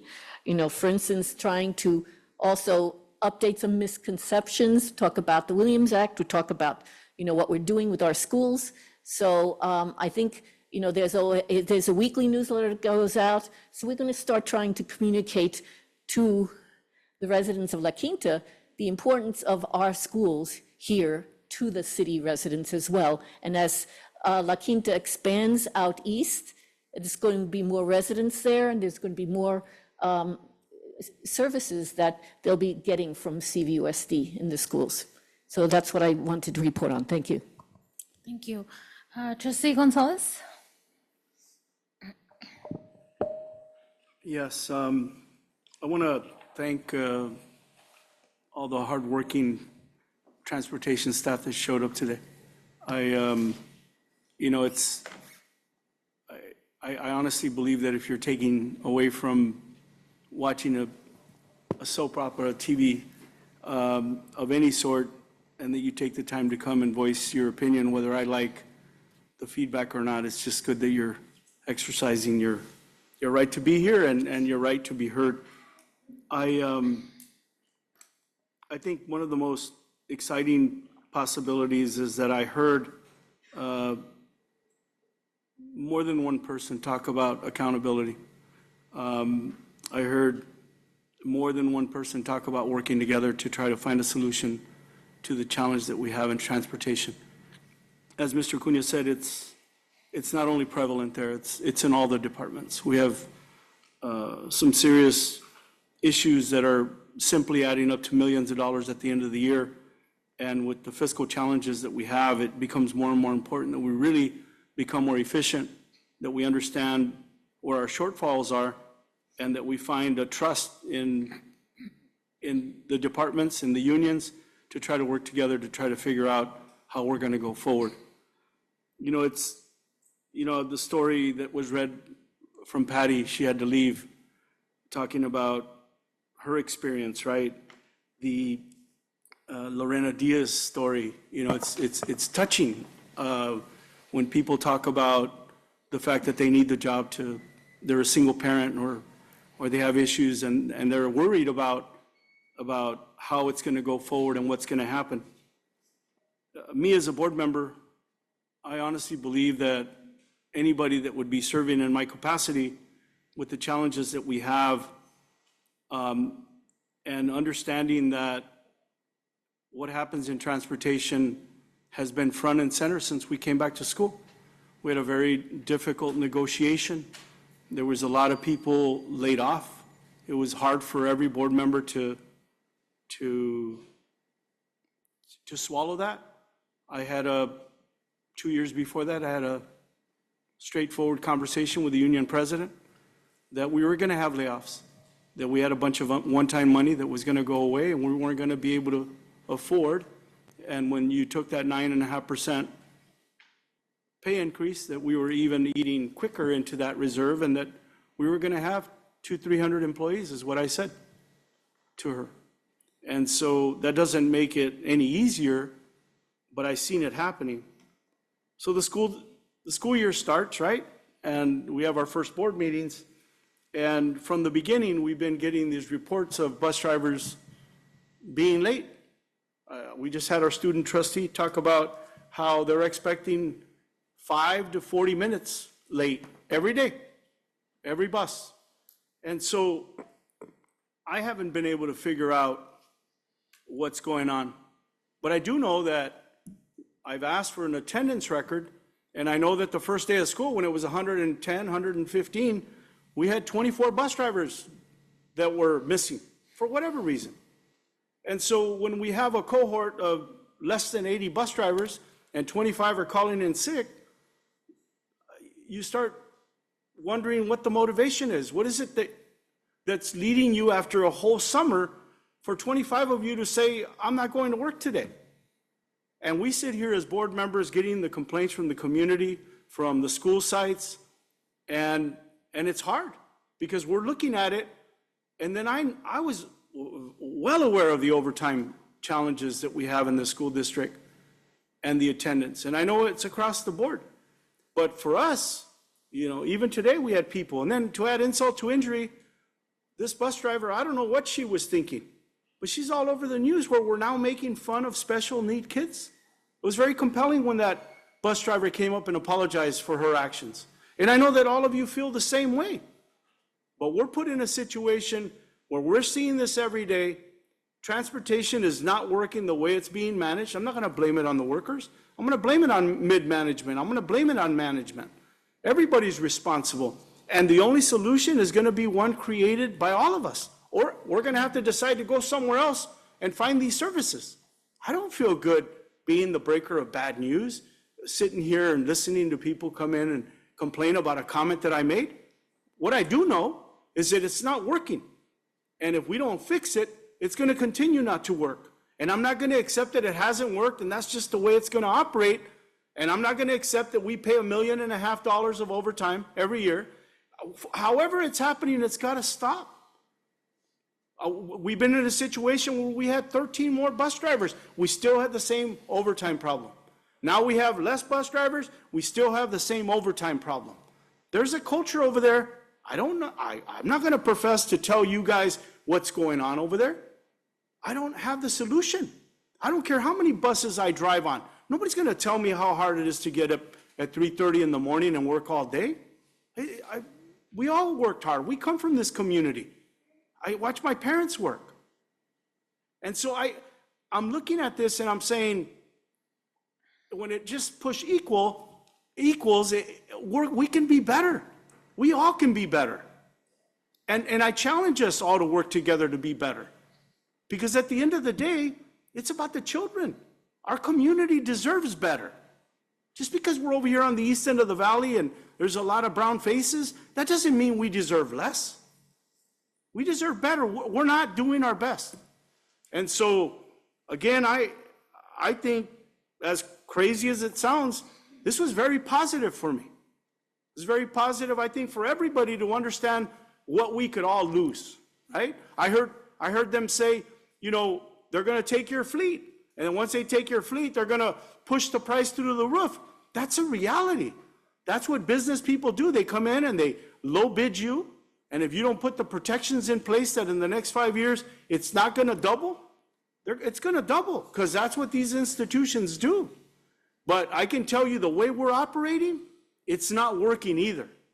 So I challenge all of you, especially the union leadership, to start getting a hand around this idea of how we're showing up to work. That's all I got. Trustee Garcia? Thank you. Thank you, and we've all thanked everyone who's given their time here to come and talk to us about the reality that they're seeing out in our community. Everyone who is here and gives their time, you're all here for the same reason, our students and our community, right? We know that things on very different fronts are not working. We've heard from parents, we've heard from both sides. We've heard from staff on varied classifications that things aren't working. We've heard from parents countless times, the same parents over and over again, that things aren't working. We've had a transition period. We're still working through kinks. What makes me nervous is we're still in a fiscal stability plan, right? We still have more cuts to happen somewhere, and that worries me completely. People are saying there's no money, there's no money. That is not exactly accurate. We are not getting the same infusion of money that we did during COVID. COVID was unprecedented times. We did what we felt we needed to do at that time. Now we're transitioning, and we're transitioning faster than we should have. So now we are scrambling, but I don't want that to happen again. We're still hearing about kinks. Between board meetings, I've met with the policy committee twice because we are working to get the language right for AI, because we know that that's where we are in society. And we want to make sure that when we bring our recommendations to the board that we are covering all bases to make sure that there are safeguards and clear guidelines for staff and students and training for everyone, because it's a new frontier and it's changing, right? So we're working on that. I also met with the budget committee, and I really want to make sure that, again, in a fiscal stability plan year, that we can utilize that committee to its fullest extent. That committee has the charge to look at our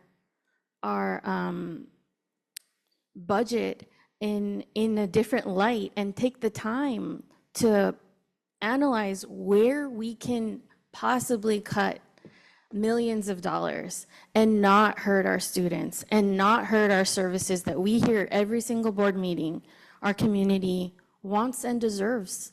Our students want and deserve it, but where are we going to prioritize? I really, really want the next meeting to have meaningful analysis on our budget.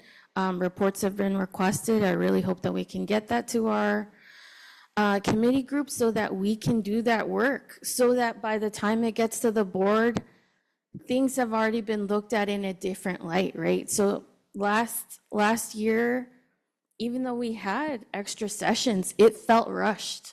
It was not great. I mean, people have said it already. It was not a good feeling to cut as much as we did. I am not crazy about cutting more. This is where we are, and I want to make sure that that committee has the ability and everything they need to do what they can, and that this board has everything they need and the time allotted. If we need special sessions, we need special sessions, because we've already heard how last year went. We're still dealing with it. If we don't put that time in, this board ultimately is what's going to make that cut. I'm so happy to hear calls for accountability that absolutely trickles down from the top.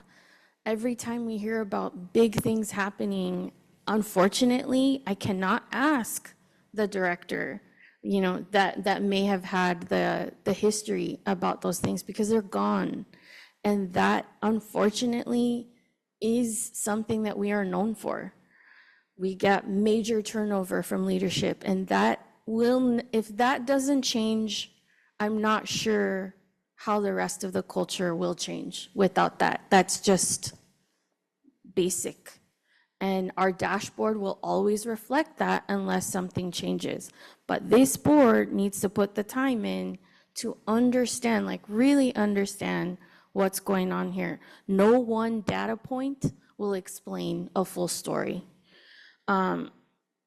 But we have to do the work. That's our charge for our community. We hear from our people every single time, hours, and we're all away. We're away from our family. My child is asleep, and I'll see him tomorrow morning, right? This is our job. This is what we have come to do, and we need to put in the work to do it. It makes me nervous. And yet I know that there are line items in the budget that are padded, and we need to get real with where we're socking money away and make sure that our budget is showing our true values for our community. So I'm going to continue to push for things like that. And I thank you all for giving us your support and being in the trenches with us to work through this. There's only a way forward together. So I really look forward to working with you all and putting that work in. Thank you. Trustee Tortes? Thank you. I appreciate all the comments from the staff that came forward about transportation. And like I said, in the last two meetings that, you know, my kids, I'm a parent first, and my kids rode, you know, transportation, and you know, my son got off with his face red because there's no air conditioning in summertime, right? It froze on there because it's cold. So we've lived through that, and they're living examples of that. But like I said in the last two meetings, you know, why is this still going on with transportation? 12 years when my son started riding the bus, you know, him being lost. When a parent came up and said that we don't know what it feels like, and I rebutted that and said, I know what it feels like, because my son was lost on the bus, and my daughter was able to get on the bus and end up somewhere else, both in kindergarten and first grade. So that was 12 years ago, and she came up, you know, 3 months ago. So, and I reiterate again for the third time, you know, 12 years, and we still haven't fixed it. And I know people like to point fingers, but and it was said, I heard earlier, that how many board members have we gone through? So there's 4. This is the 4th board member, school board member group since 2013, right? We have 1, 2, 3, 4 groups. So with that, and how many administrators, how many superintendents, how many transportation managers, for something that's still happening, right? So again, and I'm glad that, we had the staff come up today and give the olive branch, and now we could talk to the unions about workers' rights, and most of all, what we experienced recently is to address social justice, right? We have things that shouldn't be going on that are going on. And so with that, we need to promote transparency on both sides. I'm glad that we're going to continue with the collective bargaining. And I think what was brought up today was a resolution through campaigning, through the protesting of, the actions that were happening. And this deters and this stops, legal action, which costs more money. So working with the unions should be a resolution, and it should be positive. The unions have always been fight for the people. They've always been a community driven.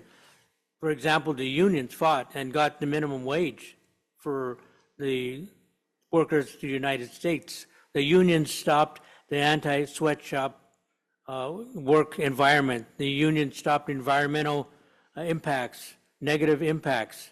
The unions, through the Farm Workers Union, created better conditions for farm workers. And they also, through Amazon was the last one, right?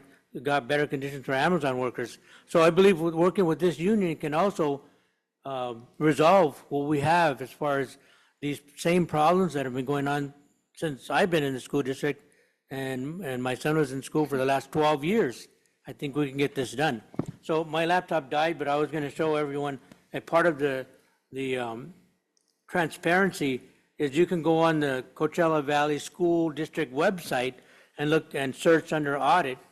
And for the last 10 years, you could see what the financial audit is. You could see what most important is the revenue that the school got for the last 10 years. And a lot of people ask, like Joey said, there's no money. And we've had people come up time and time again since I've been here for 10 months now saying, well, where's the money? Why don't we have money? And I think the answer is, and I'll come back at the next meeting and start to show that, because I work for another organization, we got the same thing. When COVID happened, everyone thought they got the lottery. We got millions of dollars. We did the same thing. We hired over 100 employees and without a spend down plan. So when we got to this point where we weren't able to live within our means, there was a point in time where, we worked and we spent the money within our means. And as most people, when they win the lottery, they think it lasts forever, but it doesn't. Same thing with the school district, and we're not the only school district. There are hundreds of school districts throughout the nation that did the same exact thing. They hired, they bought things without a spend down plan, and then here they are trying to figure it out at the end, when all you have to do is go back to living within your means. So once you look at the last 10 years and what we received during COVID, and then how that should have tapered back down instead of having a fiscal cliff, which we ended up with, a fiscal cliff, and at the end having to lay off so many people, there should have been a spend down plan. But again, I've only been here 10 months, so I think that's something that we should resonate and show everyone that this is how it happened, and this is where we are with this economics and with the revenue that we have now. We have to go back to living within our means. Thank you. Thank you. I'll keep my comments short. I appreciate everyone who came tonight to provide public comment on, the multiple challenges that we're facing in the district. There's a whole pile that I'll probably be reading later tonight too. There's a lot going on in our district, and obviously it's hard to, for me at least, to kind of gather my thoughts. I am one that just likes to think through things. Looking at our transportation challenges, I'm really hopeful, and I'm glad to hear, a lot of the comments that were made tonight around just the willingness to be able to work together to really fix the issue, right? I think for me, as we're discussing solutions, I think for us, the important thing is just trying to find the solutions, right? And I think that'll definitely benefit everybody, right? Our students, our staff.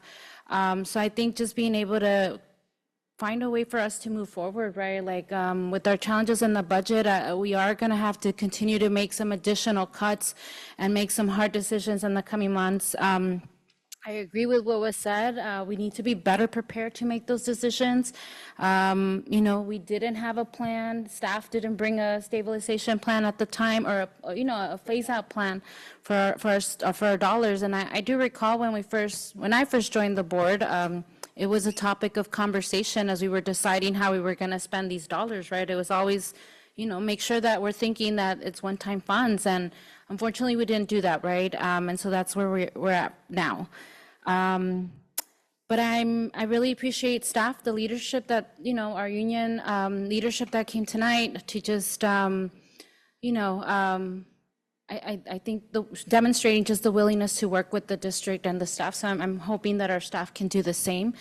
I think the last thing I'll mention, right, I know that we all got the calls from parents in the community, with the incident that happened, and I do feel very, having been I first started as a para-educator in special education. I know it's challenging work.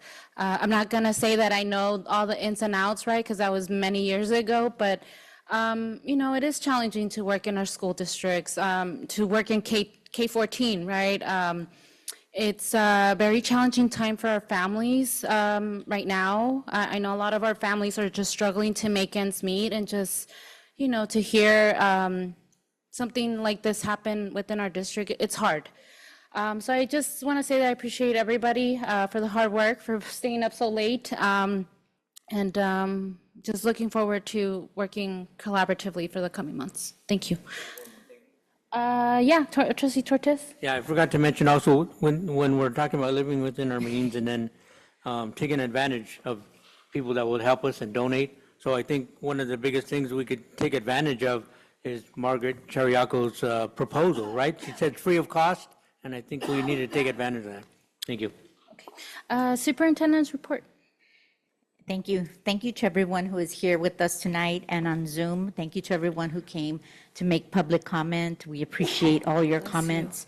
I want to share that across the Coachella Valley Unified School District, we continue to see strong student engagement, an instructional focus, and a lot of community connections. Our elementary schools, we have family engagement that remains a priority with fall festivals, science nights, and coffee with the principal events at several schools. At our middle schools, we are seeing that they have the college and career kickoff week with engaging activities, providing student data charts, family nights, highlighting post-secondary awareness and readiness. At our high schools, we know that we had homecoming week with strong community turnout, incorporated college and career readiness as well through PSAT testing and California College Guidance Initiative lessons, CCGI.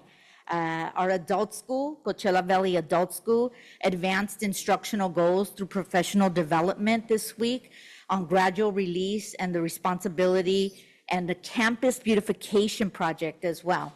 I would like to announce that I'd like for everybody in the community, and that's going to put a lot on all of us and digging into our personal pockets, but please join us at our second annual Trunk or Treat this year on October 29th. Bring your children, bring your students, bring your nephews, bring your nieces, bring your grandchildren. It's going to be here in our parking lot from 5:30 p.m. to 7 p.m. It was a hit last year, and we're looking for another hit this year. Again, it's our second annual Trunk or Treat. I also want to recognize that this is Breast Cancer Awareness Month. So as a breast cancer survivor, please make sure to attend your annual doctor visits and encourage others to do so as well. Let's stay healthy. Thank you. Thank you. Madam President. Yes. Just wanted to mention that our student trustee, Mia Mesa, she was crowned homecoming queen. So I just wanted to mention that to congratulate her on homecoming Thank you. queen. Yeah, congratulations. Okay, We're gonna move on to 8.1. We did move discussion item 5.1 to 8.1. So it's the Career Technical Education Facilities Program. This is an item for discussion. I do want to ask board members, please be on topic and brief. But yeah, so yes.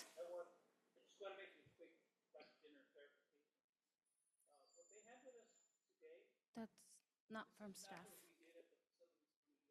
This was what was provided earlier was just, I think that it was a sheet that was provided with one of the speakers.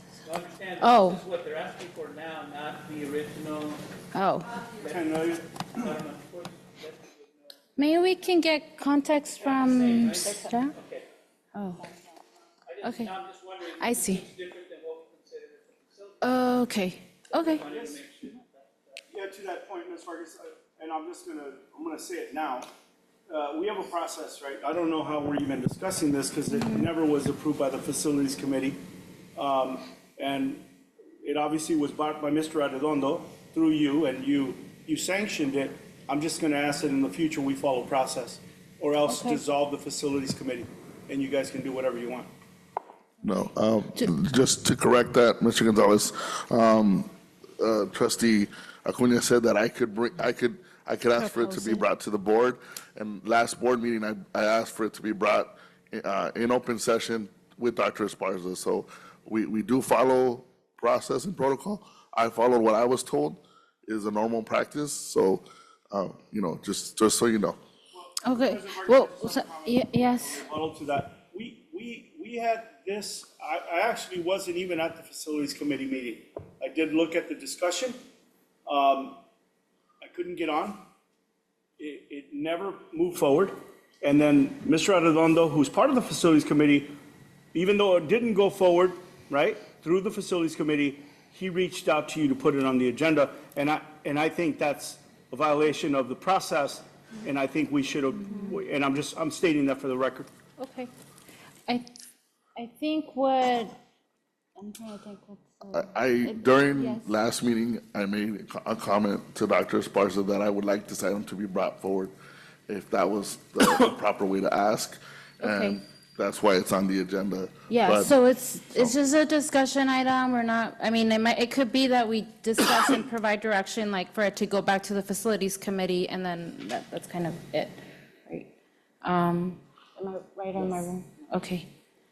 Do we want to give staff Okay.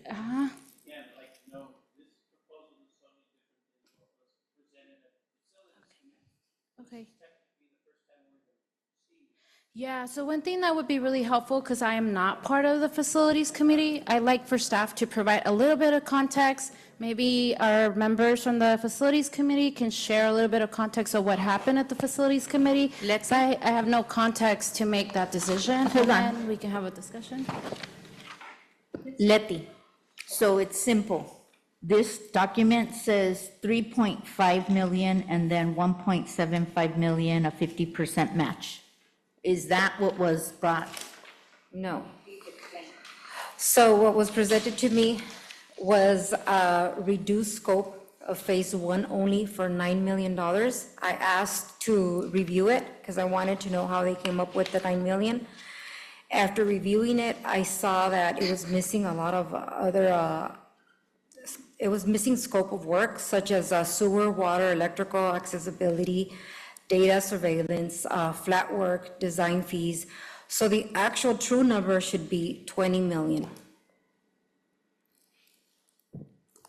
Is that 20 million with a 10% match? Right. Or 20 million, okay. 20 million, and if the grant gets approved, they will only fund 10 million, and the district would have to put up the matching funds of 10 million as well. I mean, and President Vargas, and I'm just going to jump right in.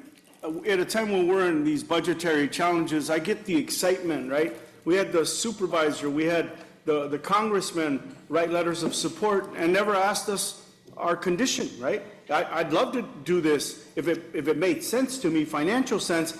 It doesn't do us any bit of good to let somebody use our name, whatever the name is, go get $10 million and then put us on the hook for 10 million when we know we got 20 million of layoffs coming in. We have, with all due respect to the program, we have 78 students, I believe, less than 80 students who participate in the ag program, and a big part of agriculture. I get the excitement, but it's obviously changed, right? We've revolutionized. And then the other thing as it relates to our students is that to be a farmer, you need land. And unfortunately, that's not a situation or a condition that we suffer from in our community. So there's a lot of things. Who is this for? What is the purpose of it? And then do we have the money to pay for it? And then the big thing is, how did it get here? And then all of a sudden we have a completely different document that's recommended, and in fairness to the staff and the facilities committee that listened to it, that didn't forward it to the general body to have this discussion, right? And go through this, I think it's a waste of time, but it is what it is. And I just think that it's a reminder that we need to follow process. And Ms. Vargas, I think you're responsible. I take the responsibility, yeah. Do we have another comment? Well, again, I don't know if you guys want to explain what's going on. Yeah. Sorry, staff. Because again, our facilities committee did not support this. It did not move it forward. And for the same reason is, we don't have $10 million. And again, maybe I should say we don't have money. We don't have as much extra money here. If you want me to get technical about not having money, we know we don't have money. I'm sorry. That's how I grew up. That's what you tell. You don't use euphemisms. You just say what you don't. You don't have money. The main issue, I believe, during that discussion was, we don't have $10 million to match this. And while, saying that we're going to fundraise it and it'll be there, and when you sign that document, it says, where are you getting the match from? And you have to write down, where are you getting the match from? All right? And for $10 million, somebody can tell me, well, we're going to raise that money, but if they don't raise it, we're on the hook. And then it's okay, yeah, send it back. Well, then we send it back and we look like idiots because we got a $10 million grant, we're sending it back. And the people that we're asking the grant for, next time we ask for a grant, they're going to find that in consideration and say, well, they gave us it back, why should we even consider it?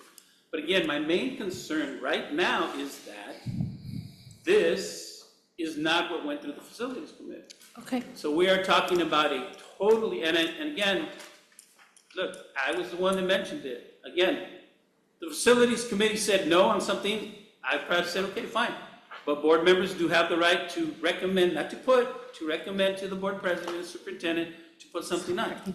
So, no, you went through the right process. The problem is that now you're asking us to look at something that has never even been proposed before.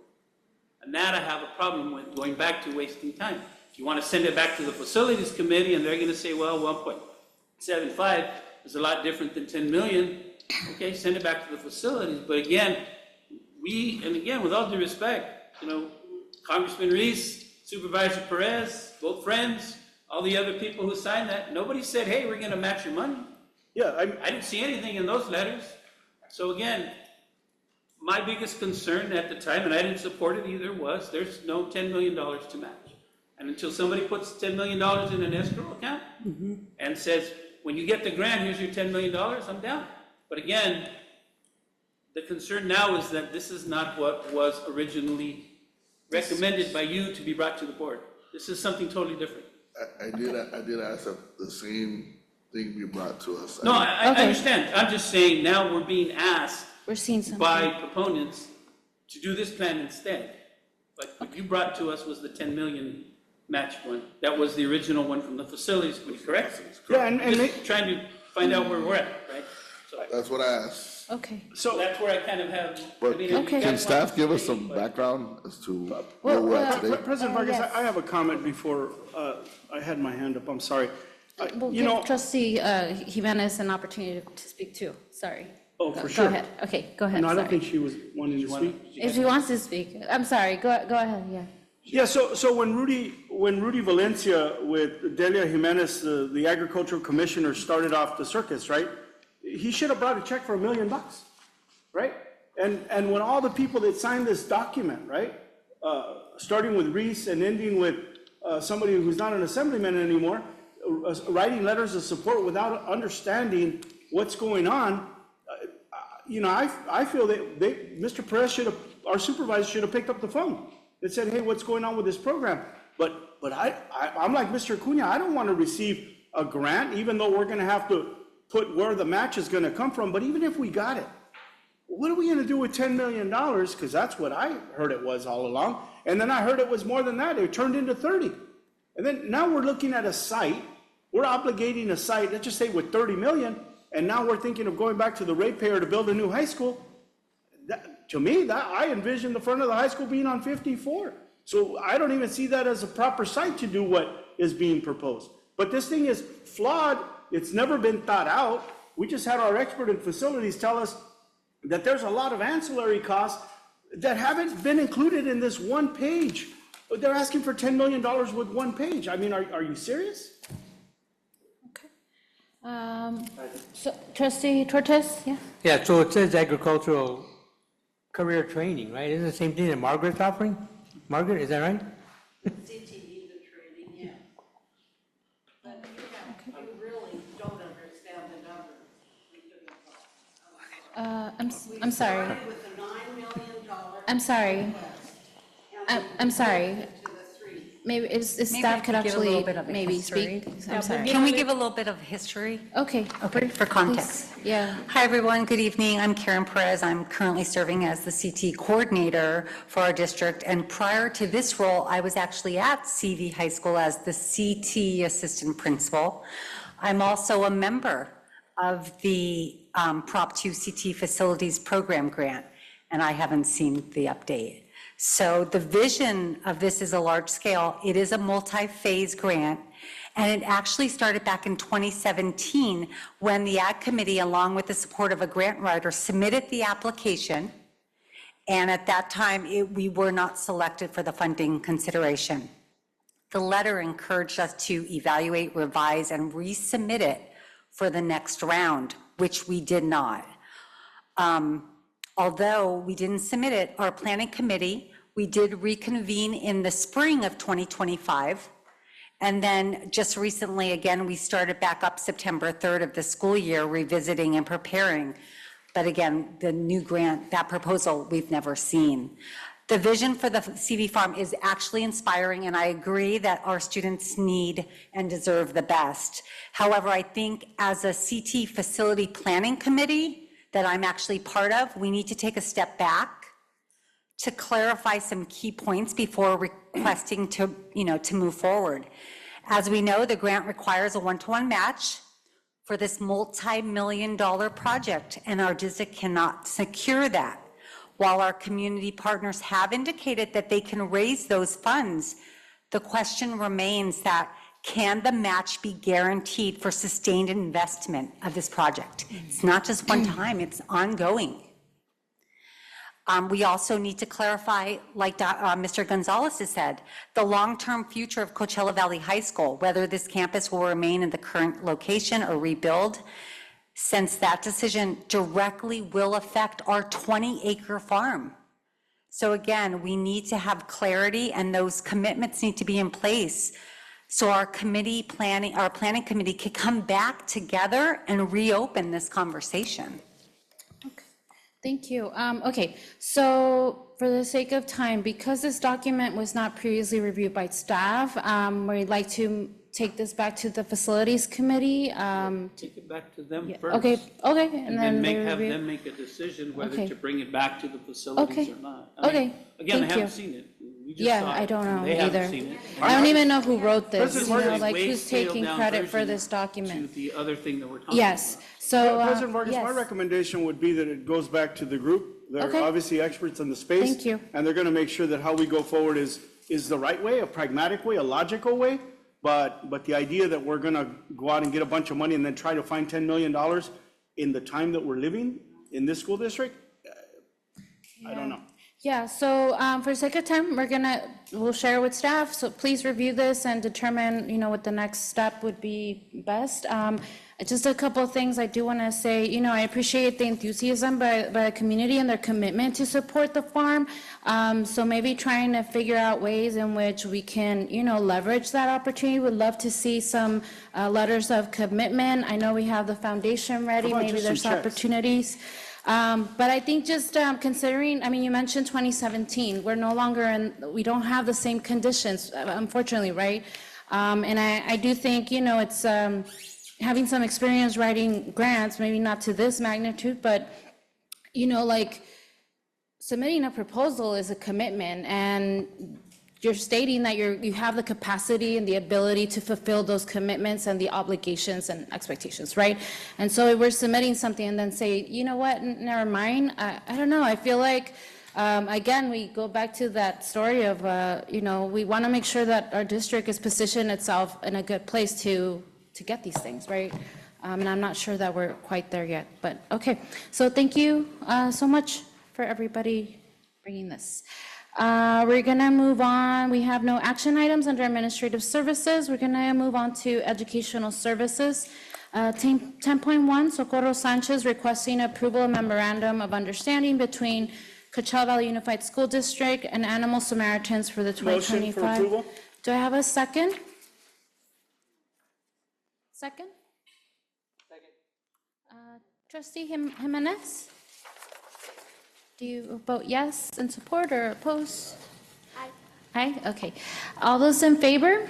I'm sorry. I wanted You to have make a comment. Yes. Sorry, yes. I think what's happening with this proposal, because of the way it's funded and we can support it, the notion that this should really be in all the schools at some point once we get stabilized, because there's so much abuse of animals in this district, and the information that would be presented is so important. So all I wanted to comment on is that at some point in the future, we should bring Animal Samaritans back to be able to do assemblies across the Coachella Valley elementary schools, or other schools too.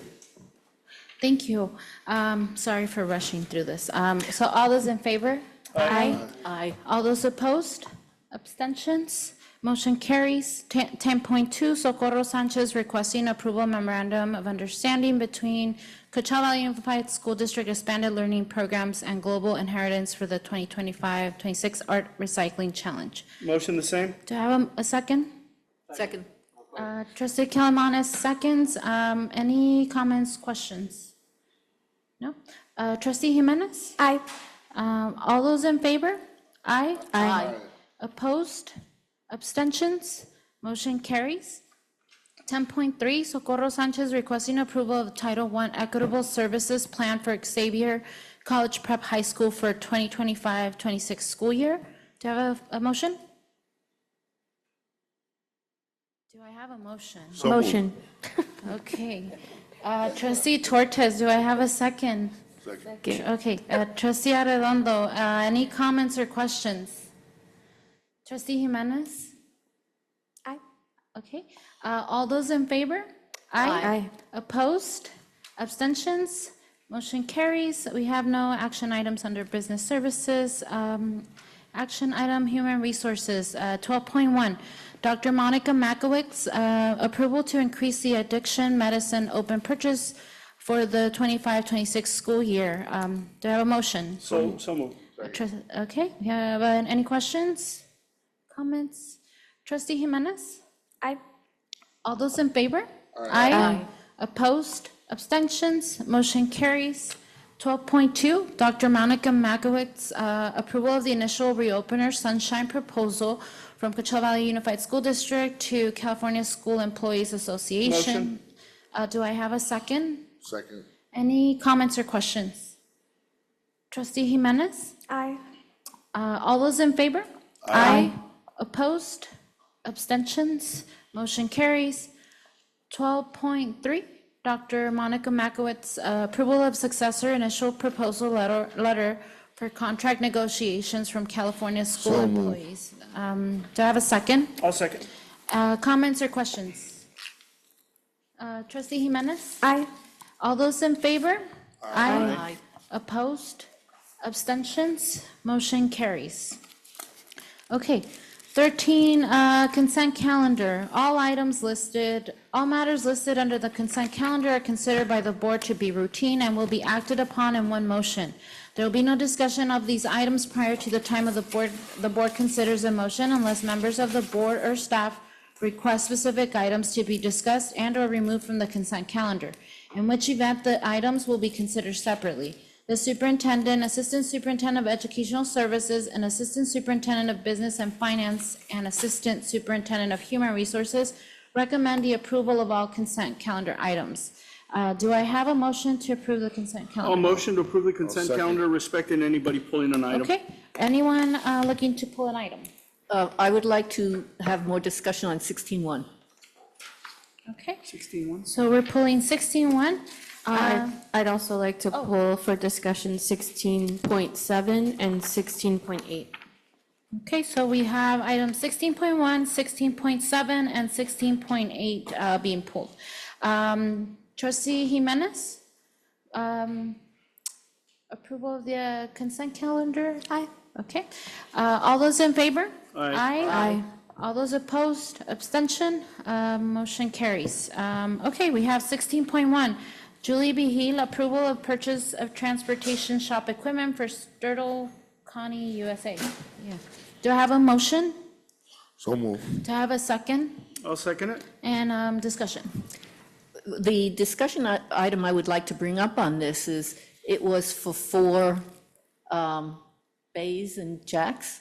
So what I'm wondering is there a requirement right now to do all 4? Can we do for monetary savings just 2, because we have the other ones that are available? I don't know how many buses are at one point being repaired. I mean, is that something we can do with 2 modern ones and 2 of the older ones? President Vargas, I withdraw my second. Oh, okay. Do we need a second? I would What's? I would say that, you know, it's something that's very much needed there for safety concerns that they've had, and I'm glad that they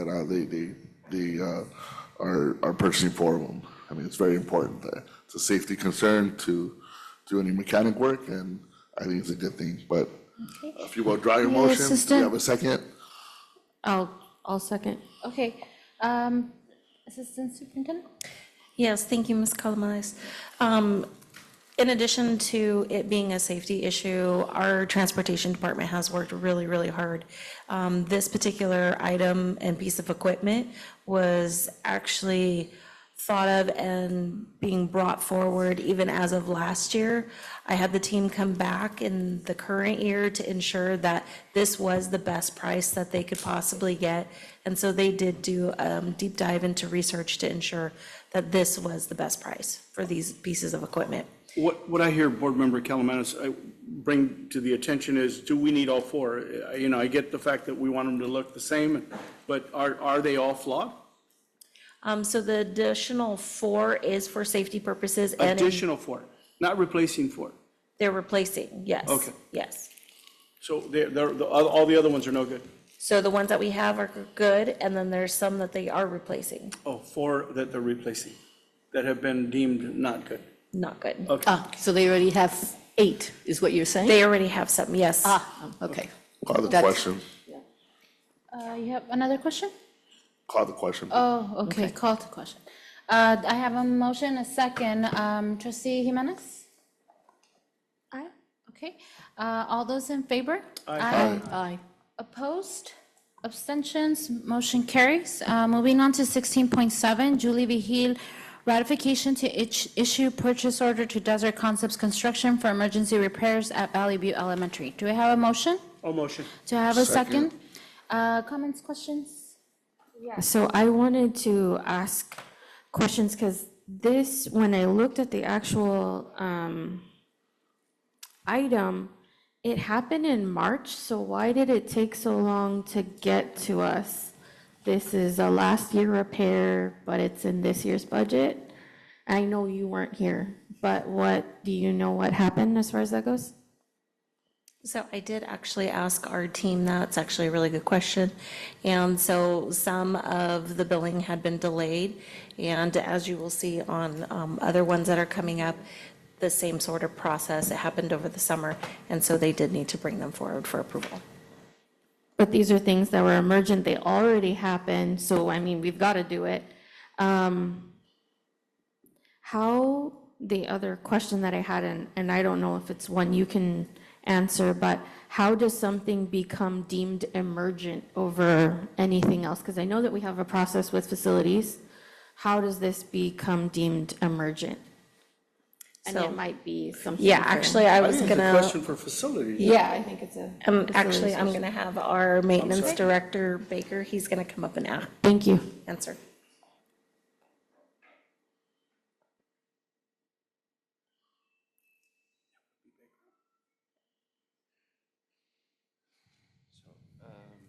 Yeah, it becomes an emergency if it's related to anything to do with the safety of the students. For example, the Mecca one, we were trying to make the school look pretty for an award that one of our teachers at Mecca received from Riverside County. While they were taking out, scrubbing the paint, they found that, and testing it, they found there was lead in it. So that becomes right away an emergency. So that's why it became part of the emergency contract. Thank you for that one, which is the next one, and I did have questions about that one. Right. I didn't see lead abatement on the thing. So for the emergency ones, I don't like how little itemized they are. There's a paragraph, Right. but there isn't, and this isn't on you. This is what's submitted to us. I don't like that they aren't itemized. Like, it just says that we paid $40K for 2 halls to be Right. painted, without really explaining to me like why certain things were cost more. I don't know exactly why. There's a paragraph that explains that there's a reason for it to be more. So I just prefer, and this wasn't on you, that anything that is given to us is itemized with more detail. I understand a paragraph, but that's not giving me the detail that I want. Yeah, And lead is a serious issue. Right. Absolutely, Yeah, and that I should be. understand, And it should be, that's. no, but it should be better documented. Yes, absolutely, because I did it. I was actually looking for asbestos. I was looking for some kind of abatement. I didn't see that on there. Okay. And I'd like more information for that. I'll So, make sure that the vendors gives more details yeah, next kick time. it back to For them sure. and then get it back to us. Okay. Yeah, thank you. So, yeah, that's going to be my comment for the next one as well, is just why did something that happened last year, should have been on last year's budget, now it's in this year's budget. And then the detail of information, because that next one, which I did not ask for, has way more information. It's itemized in a very different way, and it seemed to have gone through a different process. So those were my questions for that. Okay. So President Vargas, yeah, what's concerning to me is that it's not only with one vendor. We have many vendors that wait 6 months, a year, 2 years. I've heard as much as 2 years to get paid on stuff, and whatever's not working, we need to figure it out. I agree. I think documents are important. There should be maybe a summary of a proposal as to what the work described entailed, maybe even units of square footage. I don't think that's too much to ask for. I think it's important. Obviously, in order to understand the value, you would have to understand construction, right?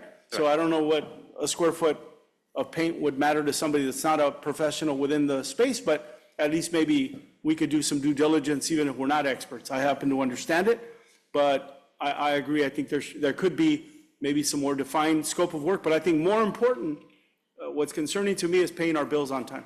We're a public agency, and having people waiting 6 months and putting, a provider in this type of space where it looks like we're going to last year's budget because we haven't done our job to pay them, we just probably need to do a better job of it. Yeah, it's been an ongoing problem. Yeah.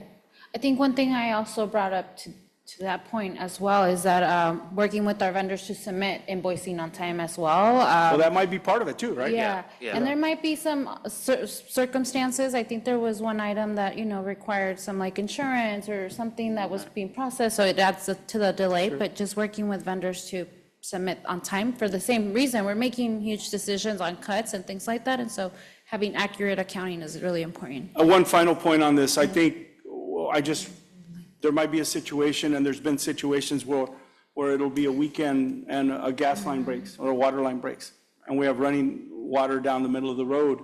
I'm privy to it because it's part of facilities. And then, so we find it easy to pick up a phone and call a vendor to come do it, because they come do it well and quick, and they're available on Sunday when your normal contractors ain't gonna be. And I think it's important that when we call on vendors to do work, especially emergency work, that we're diligent about paying them just the way we call them. Yeah, definitely. Okay, so we have a motion and a second. Trustee Jimenez? Aye. All those in favor? Aye. Aye. Opposed? Abstentions? Motion carries. 16.8, Julie Vigil, ratification to issue purchase orders to Desert Concepts Construction for emergency repairs at Mecca Elementary. Do I have a motion? All motion. Second? Comments, questions? Mine Same were the questions? same. It was the, why was it submitted last year for this year? It sounds like we've heard it, but it was just the same concern as the last one. Thank you. Trustee Jimenez? Aye. All those in favor? Aye. Opposed? Abstentions? Motion carries. We don't go back to closed session. Do I have a motion to adjourn? All motion. I'll second. Okay, Trustee Jimenez? All right, ladies. Aye. All those in favor? Aye. One Oh, second. 14.1? Yes, that was part of the No, consent. there was only Consent. three. There was only three. We only pulled 16.1, 16.7, 16.8. Okay, thank you. Yeah, we're ready to pack. Thank you. While you're trying to make it stay later,